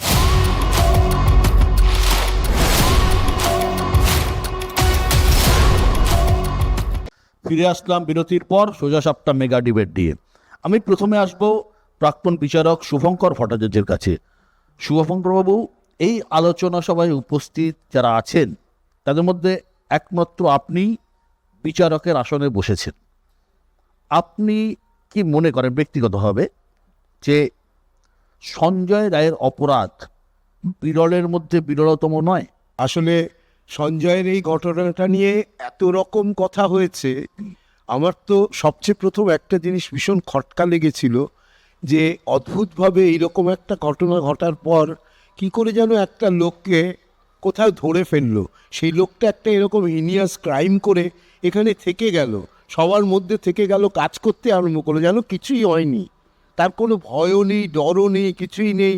তারপর তাকে পুলিশ ধরলো এবং ধরে নিয়ে তারপরে সঙ্গে সঙ্গেই সেদিনই তার কাছ থেকে ওইটা নিয়ে নিল, তার ফোনটা নিয়ে নিল এবং নিয়ে তারপরে সেটাকে নিয়ে পাঠিয়ে দিল এক জায়গায়, টালা পিএসে, মাইকটা সামনে, টালা পিএসে পাঠিয়ে দিল। পাঠিয়ে দেওয়ার পরে তার পরের দিন তার সেই ফোনটা সিজ করা হলো। এটা নিয়ে অনেক রকম প্রশ্ন ওঠে। আমার যেটা মনে হয়েছে যে সত্যিকারের কি ইনভেস্টিগেশনটা করেছে সিবিআই। আমি বুঝলাম এটা ঘটনা যে ক্যালকাটা পুলিশের হাতে ভার ছিল, তদন্ত ছিল, এবং ক্যালকাটা পুলিশের এই কাজকর্মে যে স্যারকাস্টিক রিমার্ক হাইকোর্ট করেছিল সেটা আমাদের সবার মনে আছে। একসময় অন্তত করে ফেললেন, মানে ওদেরকে বললেন যে তোমরা যদি এর মধ্যে না করো তাহলে এই করবো, আমি বাধ্য হব করতে, এটাও বোধহয় বলেছিলেন। সেইটা বলার পরে একটা সময় উনি দেখলেন তদা না সংশে বিজয় সঞ্জয়, একে দিয়ে হবে না, দেয়ার মাস্ট বি সামথিং, বলে উনি সিবিআইকে দিলেন।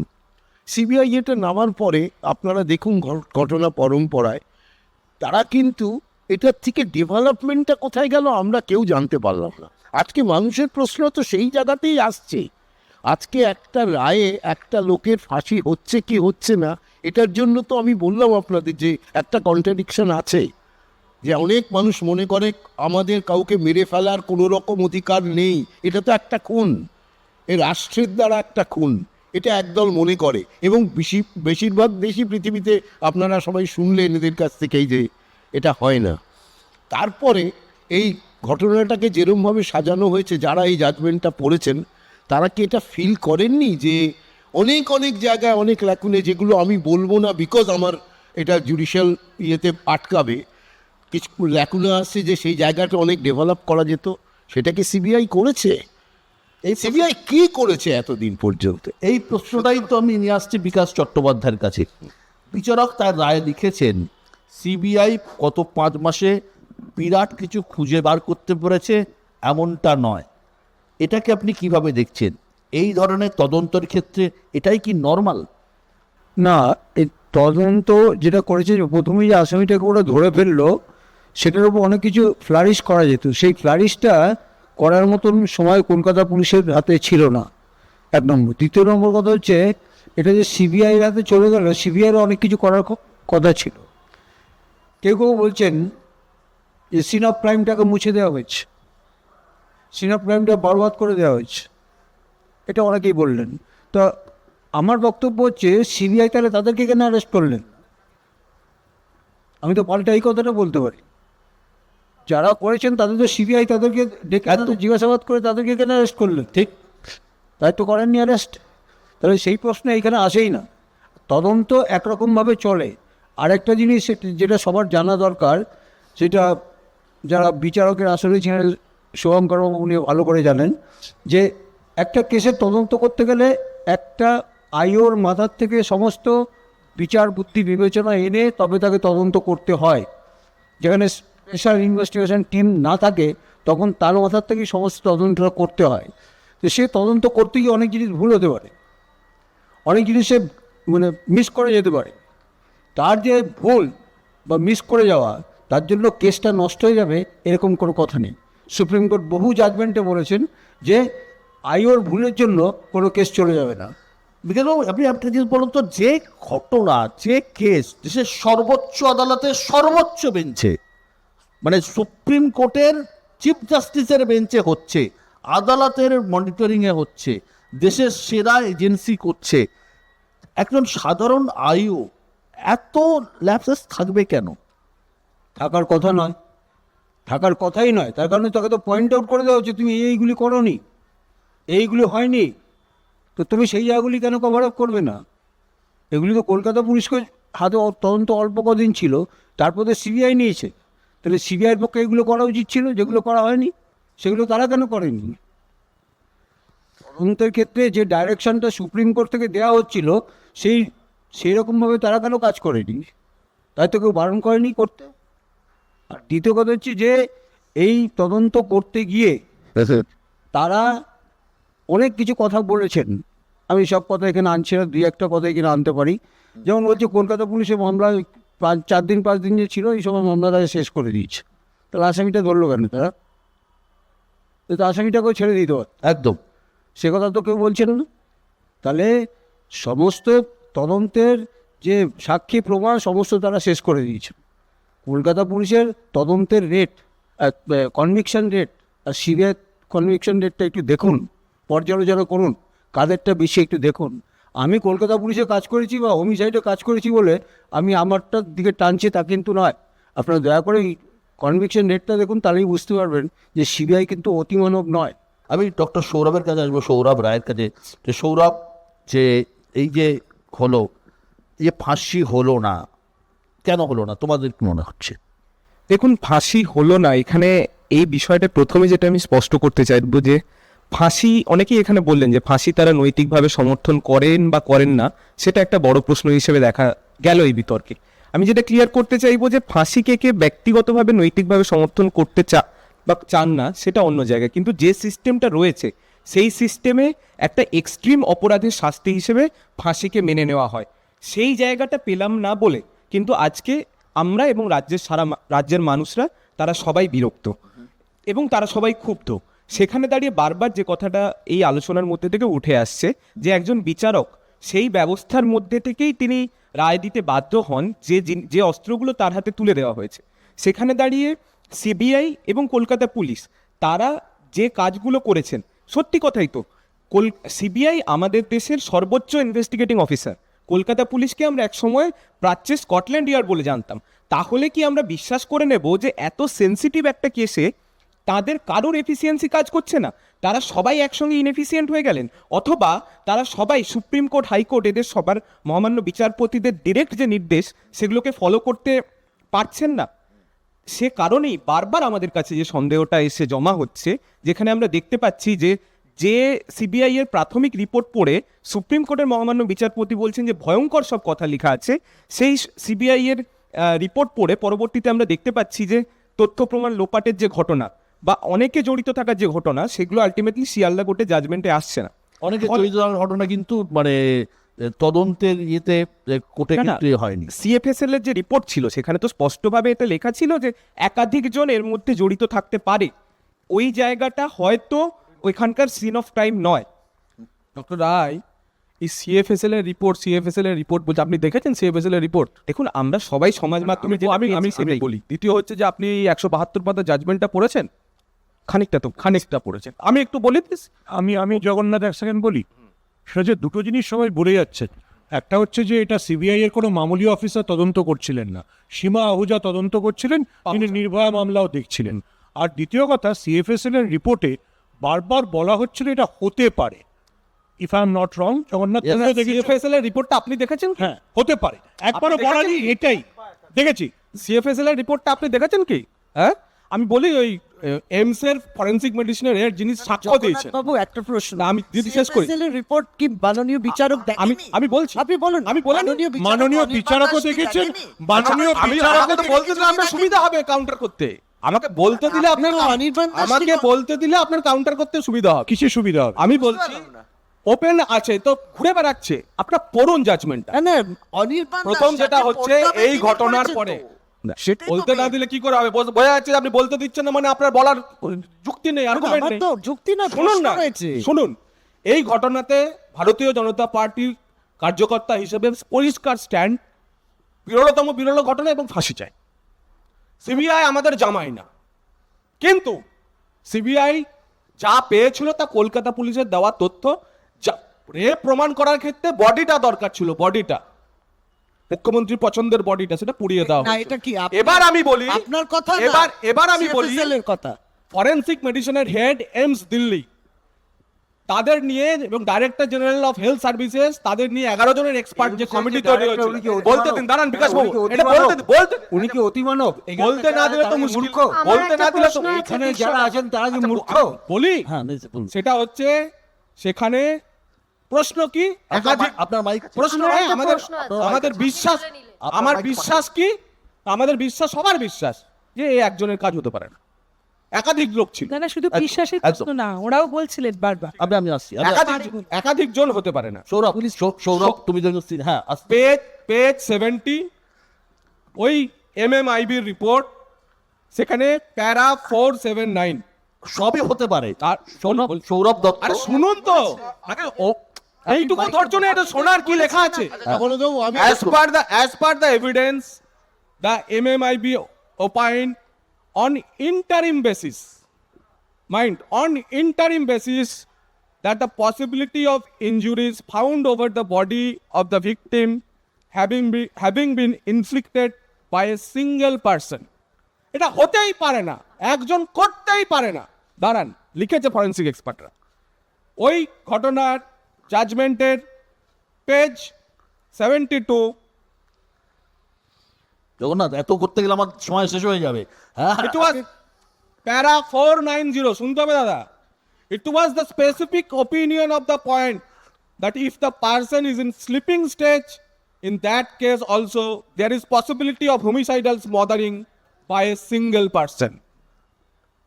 এটা আর কত বড় এক্সপার্ট চান? এইমস এর ফরেন্সিক মেডিসিনের ডিরেক্টর অনির্বাণ দাসের সামনেই সাক্ষ্য দিয়ে গেছেন, বিচারক অনির্বাণ দাস তার জাজমেন্টে এটা লিখেছেন। ঠিক।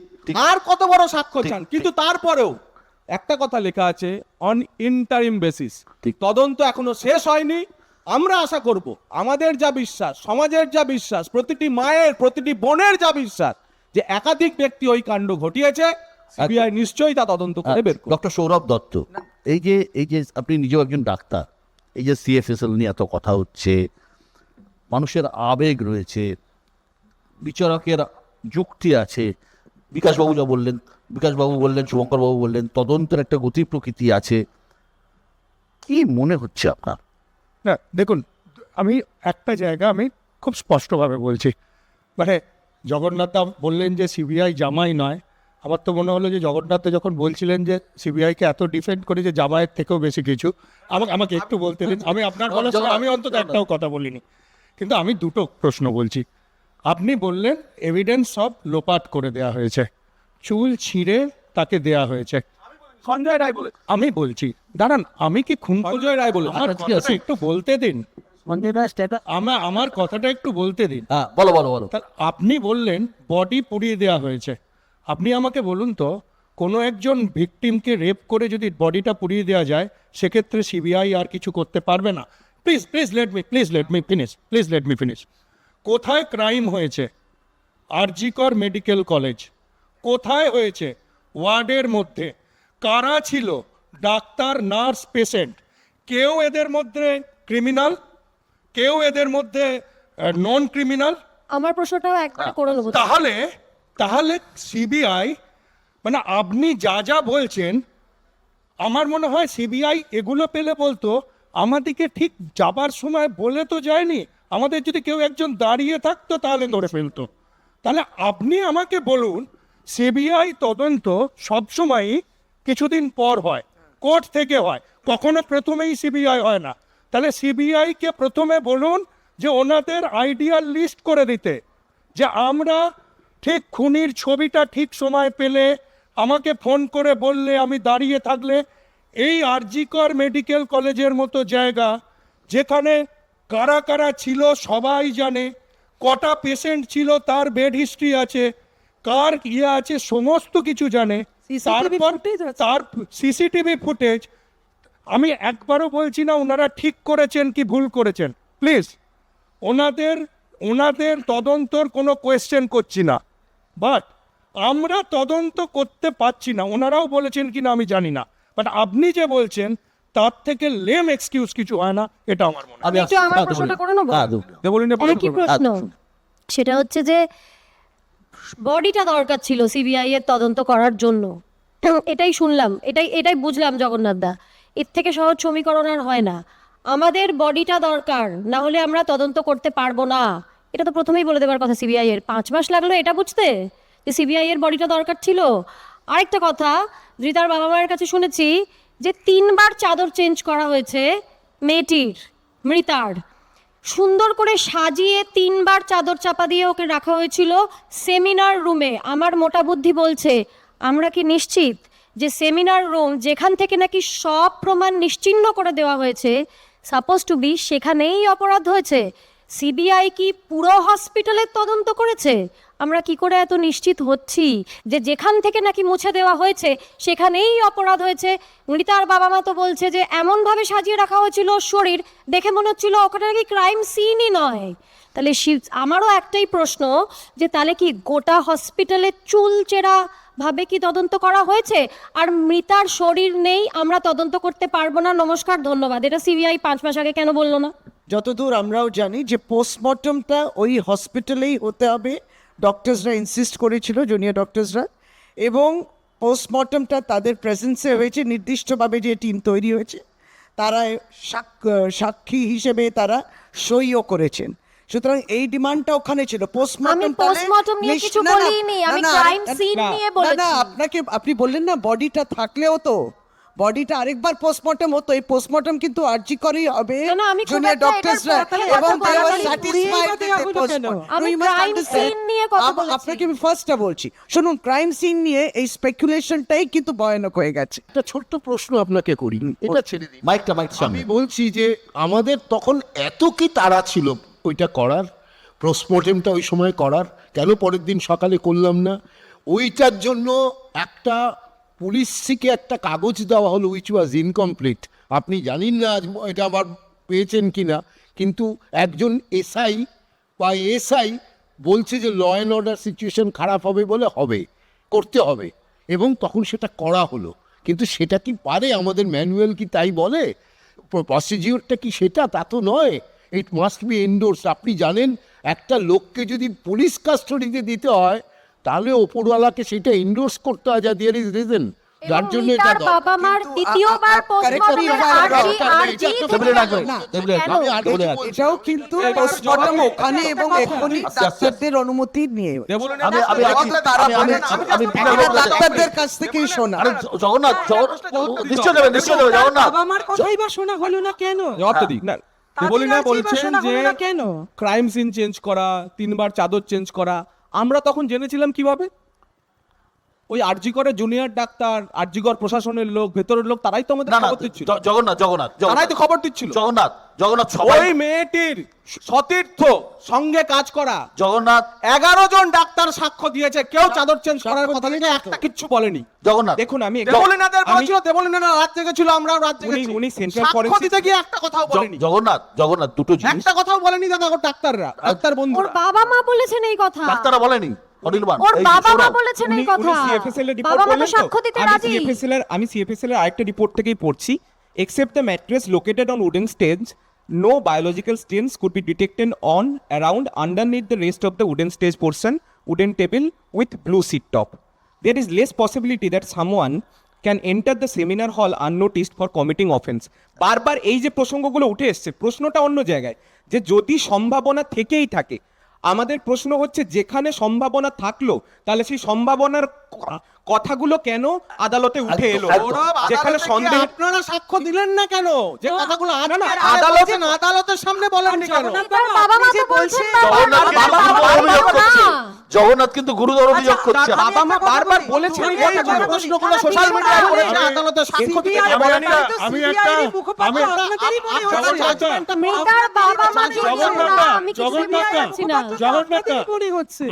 আপনি কি সাক্ষ্য দিয়ে আসেননি কেন? বলেছেন। আপনার কি মনে হয় এটা একজনের না একাধিক লোকের কাজ? আমি জনতার যে বিশ্বাস, আমি রাজনীতি করি জনতার বিশ্বাসের বিরুদ্ধে নয়। আপনি যদি বিশ্বাস করেন একাধিক জন, তাহলে আপনার কথায় আসছি।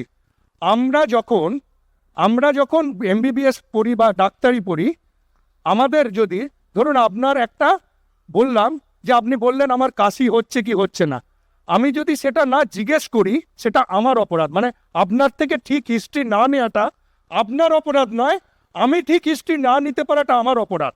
তাহলে আপনি যদি বিশ্বাস করেন সিবিআই এর তদন্ত ঠিক নয়, সাক্ষীরা ঠিক কথা বলেনি, তাহলে সেটা সিবিআই, তাহলে সে কি সাক্ষী নিল বা কি ইন্টারোগেশন করলো যে একেবারে ছোট ছোট বাচ্চা লোকেদের ডাক্তারদের থেকেও ঠিক করতে পারলো না।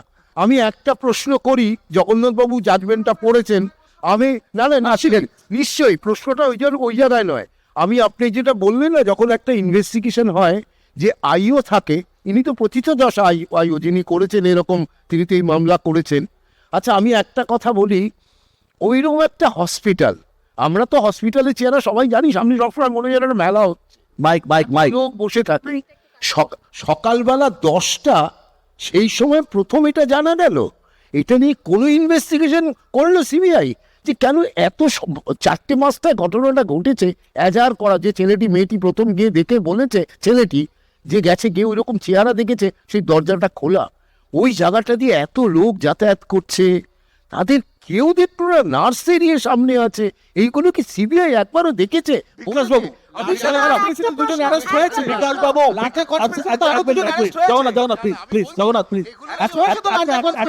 একটা বিষয় পরিষ্কার, বাবু অনেক অনেক কথা হয় যখন ঘটনা ঘটে, তারপরে সামাজিক মাধ্যম নানা রকমের রটনা, 150 গ্রাম বীর্য, অত এই একাধিক অপরাধী, মানে 25 জন আছে, 30 জন আছে, 60 জন আছে, এ নিয়ে নানা রকম চলছে, যা বিশ্লেষণ হয়েছে, মিডিয়া একরকম দেখিয়েছে, মিডিয়া ট্রায়াল হয়েছে, সব কিছু হয়েছে।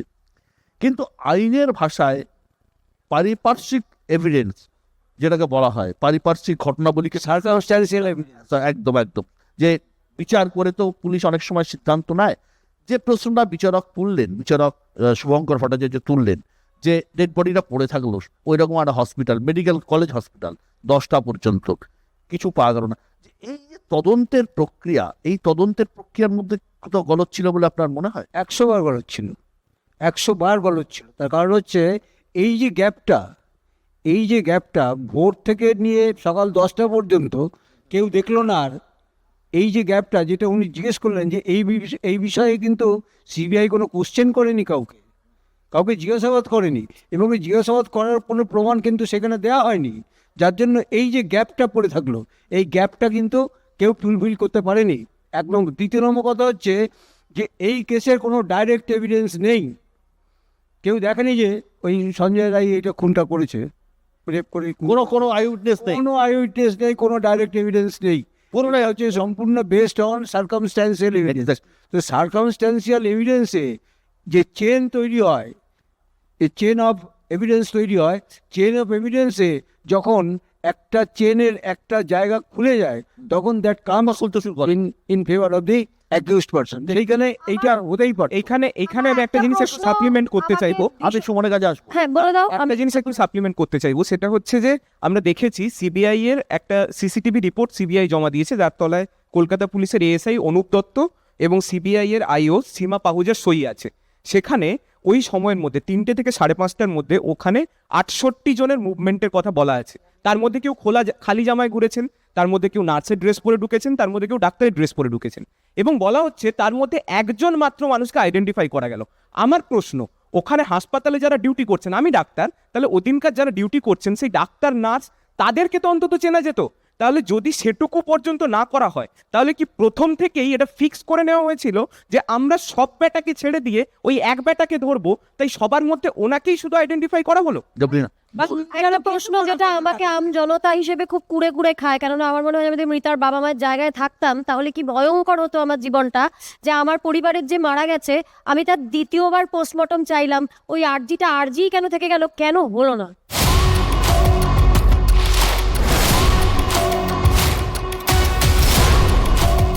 সুমন, বহুদিন বাদে এমন একটা রায় হলো যা বিচার বিভাগ মানুষের আবেগকে মুখোমুখি দাঁড় করিয়ে দিল। আবেগ বাদ দিয়ে কি ন্যায় বিচার সম্ভব? নাকি এই প্রশ্ন আসলে আমাদের আবেগেরই কথা? সিনেমা দিয়ে আমি শুরু করেছিলাম, আবার সিনেমা দিই।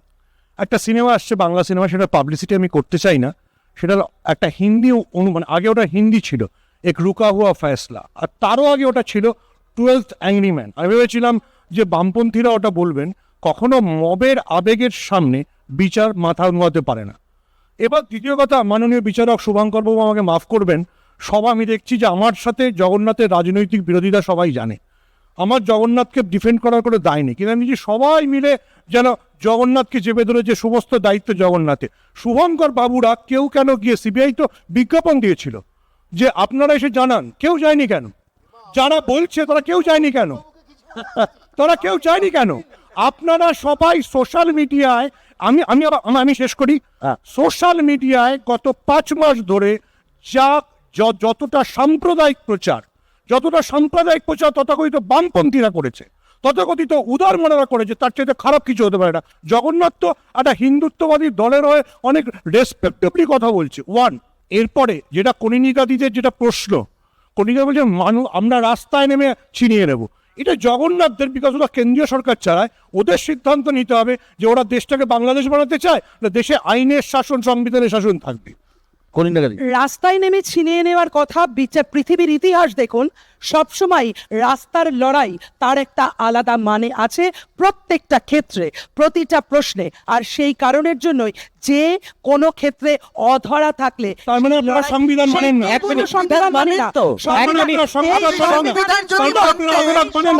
কথা ভেবেই, কিন্তু লড়াই নিশ্চিত করে জারি থাকবে যতক্ষণ না মনে হবে যে লড়াই, যতক্ষণ না মনে হবে কিন্তু আপনি ছিনিয়ে আনতে পারেন না। আমি লড়াই করতে হবে, এই কথা বলেছি, বলেছি লড়াই জারি থাকবে। আমি বিচারের যে রায়, সেখান থেকে একটু কোট করতে চাই।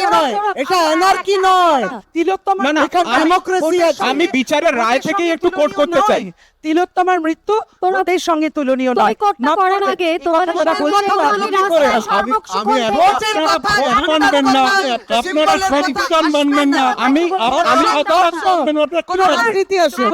কথা একটু বলি, যেহেতু আমি রাত জেগেছি, তোমাদের সঙ্গে রাস্তায় নেমেছি, সেই জন্য আমি এই কথাটা বলছি। আমি ডাক্তারবাবুদের জিজ্ঞেস করছি, আপনাদের কি মনে হয় যে প্রিন্সিপালকে ওখান থেকে বের করে দিয়েই প্রাইস পোস্টিং করা হয়েছিল, আমরা রাস্তায় না নামলে সে অ্যারেস্ট হতো?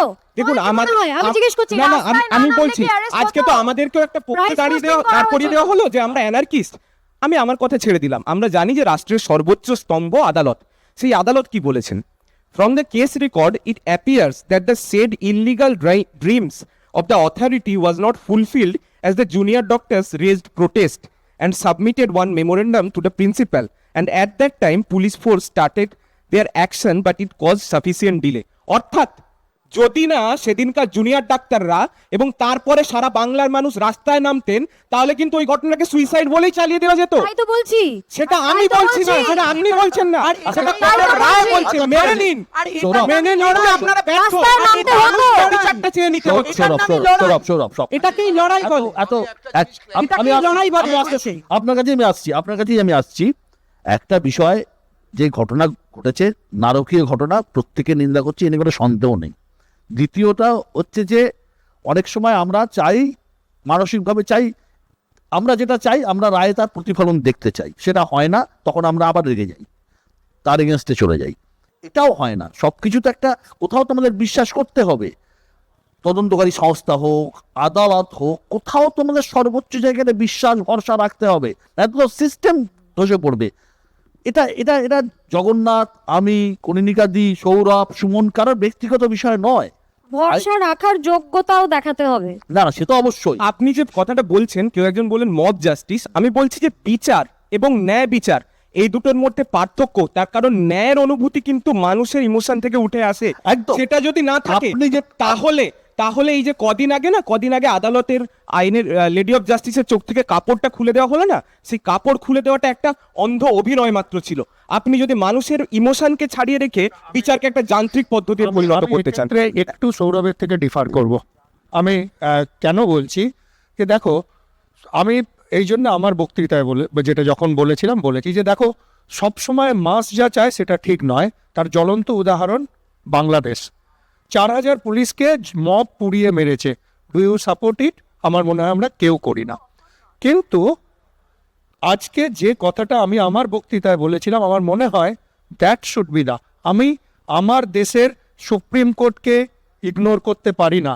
আমার দেশের সর্বোচ্চ বিচার যেটা ইনভেস্টিগেটিং এজেন্সি, তাকে আমি বলতে পারি না তুমি অপদার্থ।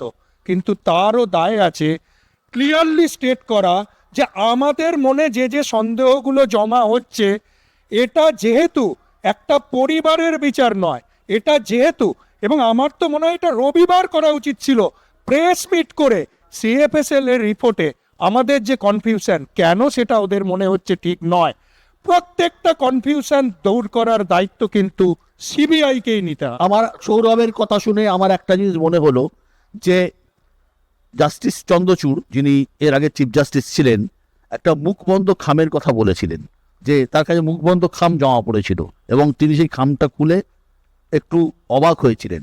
সেই মুখবন্ধ খামে এক্স্যাক্টলি কি ছিল সেটা জানানোর দায়িত্ব কিন্তু সিবিআই এর আছে। জানি না ভবিষ্যতে আমি আসছি নির্ভয়া কাণ্ড, আমি আসছি পার্লামেন্ট অ্যাটাক, মানে যে যত সেন্সিটিভ কেস ভারতবর্ষে সিবিআই তদন্ত করেছে, কোথাও সিবিআই প্রেস কনফারেন্স করে সাফাই দিয়েছে? দুটো পার্থক্য আছে। পার্থক্য কি?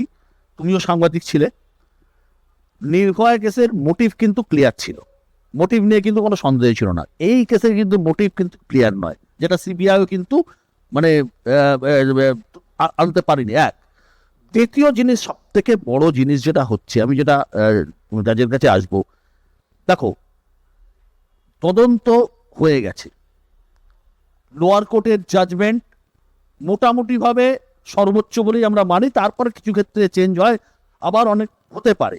কিন্তু এই ক্ষেত্রে আমাদের যা মনে হচ্ছে পারিপার্শ্বিক ঘটনা দেখে যে খুব একটা হেরফের হবে বলে আমার মনে হয় না। আমি জজ সাহেবের কাছে আসবো, আমি শুধু একটা কথাই বলবো, তদন্ত শেষ হয়ে যায়নি, শুধু সঞ্জয় রায়ের ঘটনা এক্স্যাক্টলি সর্বোচ্চ সাজা এক মিনিট, তদন্ত কোন তদন্ত শেষ হয়েছে? ধর্ষণ এবং খুনের তদন্ত শেষ হয়নি না, একেবারে। দেখো জগন্নাথ,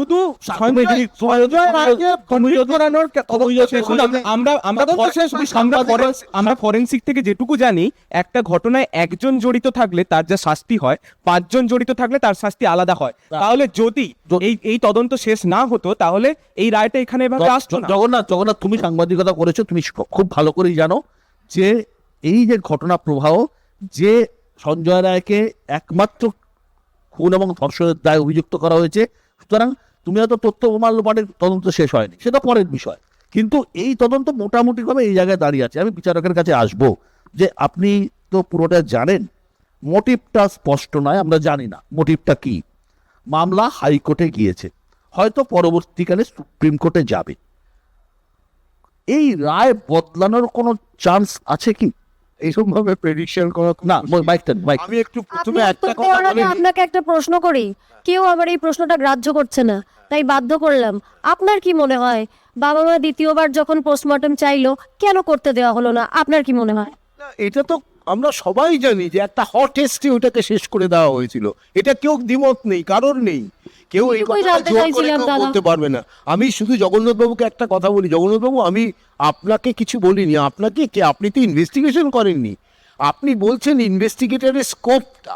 আমি সেই জন্য বললাম যে একটা প্রশ্ন এটা কেউ আমাদের এখানে জিজ্ঞেস করলো না, আমি একটু আপনার মতন একটু পড়েছিলাম ওটা, তাতে এইটা কি আপনি কখনো মনে করেন ন্যাচারাল? একটা লোক, একটা মেয়ে, তার টাইম অফ রেপ এবং কিলিংটা এটা 4টে থেকে 4:30 বা 4:30 থেকে 5টা বলা হয়েছে, বেলা 9:30 10টা পর্যন্ত ওই মেয়েটি যখন যাচ্ছে না তখন ওই ঘরে লোক ঢুকলো, আর ওর চারপাশে নার্সরা রয়েছে, ওখানে টিভির রয়েছে, এই সমস্তগুলো রয়েছে, একটা কেউ কিছু আসলো না। ওই টাইম লাইনের বিভ্রাট, এইটাই তো আমি এইটাই আমার আশ্চর্য লাগছে আর কি। ওই টাইম লাইনের বিভ্রাট এবং কেস রেজিস্ট্রেশনের গোলমালের কারণেই তো পার্টিওয়ালার ওই বিখ্যাত আমি বলছি সেই কারণেই তো পার্টিওয়ালার ওই বিখ্যাত উক্তি শশীপাজা সেই কারণেই তো লার্জার কনস্পিরেসিতে সন্দীপ ঘোষ এবং অভিজিৎ শশীপাজা আপনাকে জিজ্ঞেস করি যে আমার কাছে যাওয়ার আগে আসে পরে আমি আমি আসছি কিন্তু আপনার মুখ্যমন্ত্রী তো সিবিআই দেওয়ার কথা বলেছিলেন এই কেসটা। আমি আসছি না অদক্ষকে দিলেন কেন? কি একটা সিবিআইয়ের উপর রেখেছিল, তার মানে কেসটা এবারে শেষ করে দিতে সিবিআই চেয়েছিলেন? প্রশ্ন করছে আপনারা সিবিআইয়ের মধ্যে একটা অদক্ষ এজেন্সিকে দিয়ে কেসটা শেষ করে দিতে চেয়েছিলেন? সিবিআই কি দিতে করছিল দাবি উঠেছিল হাইকোর্টে আমার কাছে একটা ওগুলো জানা আছে কি হবে, তাই স্বাভাবিক প্রশ্ন উভয় তো স্বাভাবিক। বিজেপির সাথে নানা বিষয়ে মতান্তর থাকে, সব বিষয়ে থাকে, নানা বিষয় নয়, কিন্তু এই একটি বিষয়ে আমরা দেখছি সবার দুজনের গলায় একই সুর যে ফাঁসি চাই। তারা ম্যাম আগের বার আমাদেরকে পোস্টমর্টমে বলেছিলেন যে আমাদের জুনিয়র ডাক্তারদের সাইন ছিল, সেই ওখানে বলা হচ্ছে যে সোয়াব কালেক্ট করা থেকে শুরু করে সমস্ত বিষয়টার মধ্যে যে যে গাফিলতিগুলো ছিল সেই গাফিলতিগুলোর কথা এই রায়ের মধ্যেই আছে, চাইলে আমি কোট করতে পারি, আপনারা পড়ে নেবেন সবাই। আমার প্রশ্নটা হচ্ছে যে ধরুন ওখানে 5 জন পিজিটি ছিল এবং তারা বলেছে যে যা হয়েছে সব ঠিক আছে, তাহলে সেটাকে যারা ট্রেন্ড ওই পিজিটিটা ফরেনসিক এক্সপার্টরা ট্রেন্ড, তাদের কাজের ভুলগুলোকে কেন বারবার কয়েকজন পিজিটির সাইন দিয়ে জাস্টিফাই করা হচ্ছে? এই প্রশ্নের উত্তরটা কিন্তু লাগবে, তার কারণ আমি যেটা দেখতে পাচ্ছি যে সৌরভ প্রশ্নের উত্তর অনেক আছে। প্রশ্নের উত্তর দেখুন, জগন্নাথ একটা ভ্যালিড প্রশ্ন করেছে, সে প্রশ্নটা হচ্ছে যখন সিবিআই কাগজে বিজ্ঞাপন দিয়ে বলল যার যার কাছে যা তথ্য আছে এসে দিয়ে যাও আমার কাছে, আপনারা কজনকে তথ্য দিয়েছিলেন? কতজন জুনিয়র ডাক্তার যারা বিভিন্ন জায়গায় এসে করেছেন কজনকে তথ্য দিয়েছিলেন? কজন দিয়েছিলেন? না সৌমোটো কেউ জাননি। যাদের সিবিআই নোটিশ করেছিল একমাত্র তারাই গিয়েছিলেন, কেউ জাননি। টিভি চ্যানেলে যা বলেছেন আদালতে তা বলেন। বলুন শশীদি এবার। হ্যাঁ বলুন। আমি যে প্রশ্ন না বিজেপি আর আমাদের সবসময় মতের বিরোধ থাকে, নিশ্চয়ই না আমরা এখানে তো বিজেপি টিএমসি ব্যাপার আসছে না, এখানে বাম ডান কেউ আসবে না, এখানে একটা দর্শন হয়েছে রাজনীতি কিংবা রাজনৈতিক পার্টির সঙ্গে যুক্ত হবে না। আপনি তো আপনার এবিতে দেখালেন জনসাধারণ কতজন মহিলারা বলছেন যে হ্যাঁ আমরা এই রায়তে খুশি নয়, লাইফ ইমপ্রিজনমেন্টে খুশি নয়, এখানে ফাঁসি দেওয়া উচিত, ফাঁসি হওয়া উচিত। এটা তো জনসাধারণ বলছেন, আপনি আপনার এবিতেও দেখিয়েছেন, অনেক মানুষও সেটা বলছেন, অনেক সংগঠনও সেটা বলছেন যে ফাঁসি দেওয়া উচিত। আবারও বলি, দৃষ্টান্ত এখানেই সম্ভব, এটা ইউপি হাতরাস কাটোয়া নয় যেখানে সব কিছুই দেওয়া হয়ে যায়, এখানে তার ফাঁসি হওয়া উচিত। হবে না কেন? সাহেব বড় কোনো ঘটনা তৈরি হয়, আরুষি হোক, নির্ভয়া হোক, আর্চিকর হোক, এর জেরে তদন্তকারী সংস্থার উপরও একটা প্রেশার তৈরি সব সময়, মিডিয়া প্রেশার, সমাজের প্রেশার, জনগণের প্রেশার, আন্দোলনের প্রেশার। প্রথম কথা হচ্ছে সেই প্রেশার সামলে তদন্ত চালিয়ে একটা কঠিন কাজ, এবং বিচারক যিনি আছেন শেষ বিচারে তার কাছেও একটা বড় প্রেশার। এই প্রেশারকে সামলে কতটা নিরপেক্ষ সম্ভব? এটা তো খুব অদ্ভুত কথা হলো। জজ সাহেবের কাছে আমি প্রথম যখন বলেছি এখানে, তখনই বলেছি আমাদের একটা লিমিটেশন আছে, we are creature of law, আইনে যেতে পারবো না, আমার সেটাতে কোনো যাওয়ার জায়গা নেই। কিন্তু এই মামলাটার তো একটা জায়গায় এটা তো সার্কামস্টান্সিয়াল এভিডেন্সের ওপরেই হয়েছে। আমরা খুব যারা একটু ল জানি তারা সবাই পড়েছি, একটা বাড়িতে একটা খুন হয়েছে, সেই বাড়িতে দেখা গেল 7টা 5-এ একটা লোক ঢুকলো আর সে 7টা 15-তে বেরোলো, হাতে একটা ছুরি, তার হাতে রক্ত রয়েছে। ওই বাড়িতে আর কেউ যায়নি, ওই পিরিয়ডে আর কেউ যায়নি।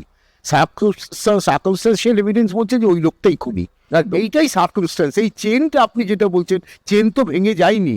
এই যে সবাই বলছে যে এটা শেষ নয়, এটা কিন্তু জগন্নাথবাবু ঠিক বলেছেন, এখনো পর্যন্ত এই মামলায় এটা হয়ে গেল, সাজা হয়ে গেল, যদি আবার কোনো চার্জশিট পড়ে, অর্থাৎ কোনো সাপ্লিমেন্টারি যদি কোনো চার্জশিট হয় তবেও মামলা হবে। আপনি কি এরকম বলতে পারেন যে এই লোকটাকে কেউ ওখানে ফ্রেম করেনি, কেউ ফ্রেম করে ওকে দিয়ে এইগুলো করায়নি? এটা তুমি বলতে পারেন? একটা মদ্যপ তার কথা বলছে যে সে খালি চেকলায় বসে সে মদ খেয়েছে, তারপর ওই লোকটাই হসপিটালে উঠছে। আপনি কনস্পিরেসির কথা বলছেন, ষড়যন্ত্রের কথা বলছেন। Exactly. সুমন ভট্টাচার্য, আমি বাদ দিলাম ওই সমস্ত টেকনিক্যাল বাদ দিচ্ছি। নিশ্চয়ই করা যাবে। এগুলোই আমাদেরও প্রশ্ন। আইনি পরিভাষায় রেয়ারেস্ট অফ দ্য রেয়ার, এই কথাটির ব্যাখ্যা হলো নানা রকমের আছে। যে সমাজের বিবেককে নাড়িয়ে দেয় এমন একটা অপরাধ, কর্মস্থলে হাসপাতালে ধর্ষণ এবং হত্যা করা হলো একজন চিকিৎসককে, এতে কি সমাজের আমাদের বিবেক নড়বে? নড়ার জন্যই তো এত আন্দোলন, না হলে তো এই আন্দোলনের কোনো পরিণতি নেই। এবং সেই আন্দোলনের পরে যে নারী সুরক্ষার বিষয়টা আসলে কতটা শক্তিশালী হবে সেটা দেখাটা রাষ্ট্রের যেমন দায়িত্ব তেমনই সমাজের দায়িত্ব। It's a very difficult question. এবং যেটা নিয়ে জগন্নাথের সঙ্গে পলিটিক্যাল ডিবেট হতে পারে সেটা হচ্ছে যে রাজনৈতিক দর্শনের দিক থেকে কেউ বিশ্বাস করে যে একটা ডেটারেন্স দরকার, ডেটারেন্সের জন্য মৃত্যুদণ্ড। আমি যদি ভুল না করি লালকৃষ্ণ আডবাণী বলেছিলেন। এবং আবার এটার জন্য পলিটিক্যাল ডিবেট বা আদর্শগত ডিবেট, ওই জন্য আমি কৃষ্ণ আয়ারকে কোট করেছিলাম। বামপন্থীরা দীর্ঘদিন ধরে বিশ্বাস করতেন যে মৃত্যুদণ্ড নয়, কিন্তু আমরা হেতাল পারেকের ঘটনার সময় দেখেছিলাম, তোরও মনে আছে, জগন্নাথেরও মনে আছে, বাইরে বুদ্ধবাবুর স্ত্রী ফাঁসির দাবিতে অবস্থান করছিলেন, আর ভেতরে সিপিএমের তরফে বলাই রায়কে পাঠানো হয়েছিল ফাঁসির বিরুদ্ধে বলার জন্য। So CPM had a different opinion during the Dhananjoy Chattopadhyay রায়। সিপিএম কিন্তু ডিসাইডেড ছিল না যে মৃত্যুদণ্ড চাই। ঠিক যেমন আমি বলছি যে আমি রাজনৈতিকভাবে বিজেপির দর্শনের বিরোধী হতে পারি, কিন্তু বিজেপি মানে অটল বিহারী বাজপেয়ী সময় থেকেই বলছে মৃত্যুদণ্ডই চাই। আমরা দেখলাম এবার তৃণমূলও বলছে। সো এইটা কিন্তু সবসময় ডিপেন্ড করে। আবার আমি বলছি, ওই কনস্টিটিউয়েন্ট অ্যাসেম্বলি থেকে যদি দেখিস, ওখানে পরিষ্কার অমিয় কুমার ঘোষের বিখ্যাত ডিবেট আছে যে এটা জাজ তার রাজনৈতিক বিশ্বাস, তার আদর্শ দিয়ে সে ডিটারমাইন করে। একদম একদম। পশ্চিমবঙ্গের শেষ ফাঁসি হয়েছিল 2004 সালের 14ই আগস্ট হেতাল পারেক মামলায় ধনঞ্জয় চট্টোপাধ্যায়ের। এই মুহূর্তে ভারতবর্ষের নানা জেলে ফাঁসির সাজা ঘোষণা হয়ে গেছে এমন অপরাধীর সংখ্যা 561 জন। আর সাম্প্রতিককালে 2023 সালে ফাঁসির আদেশ দেওয়া হয়েছে সব থেকে বেশি 120 জনের, কিন্তু ফাঁসি কার্যকর হয়েছে হাতে গোনা কয়েকজনের। আগামী দিনে এই মামলার বিচার তদন্ত আবার সাপ্লিমেন্টারি চার্জশিট কোন দিকে যাবে, হাইকোর্ট কি বলবে, সুপ্রিম কোর্ট কি বলবে, তার দিকে প্রত্যেকের নজর থাকবে, আমাদের নজর থাকবে, সবার নজর থাকবে। আজকে এখানে আসার জন্য প্রত্যেককে ধন্যবাদ।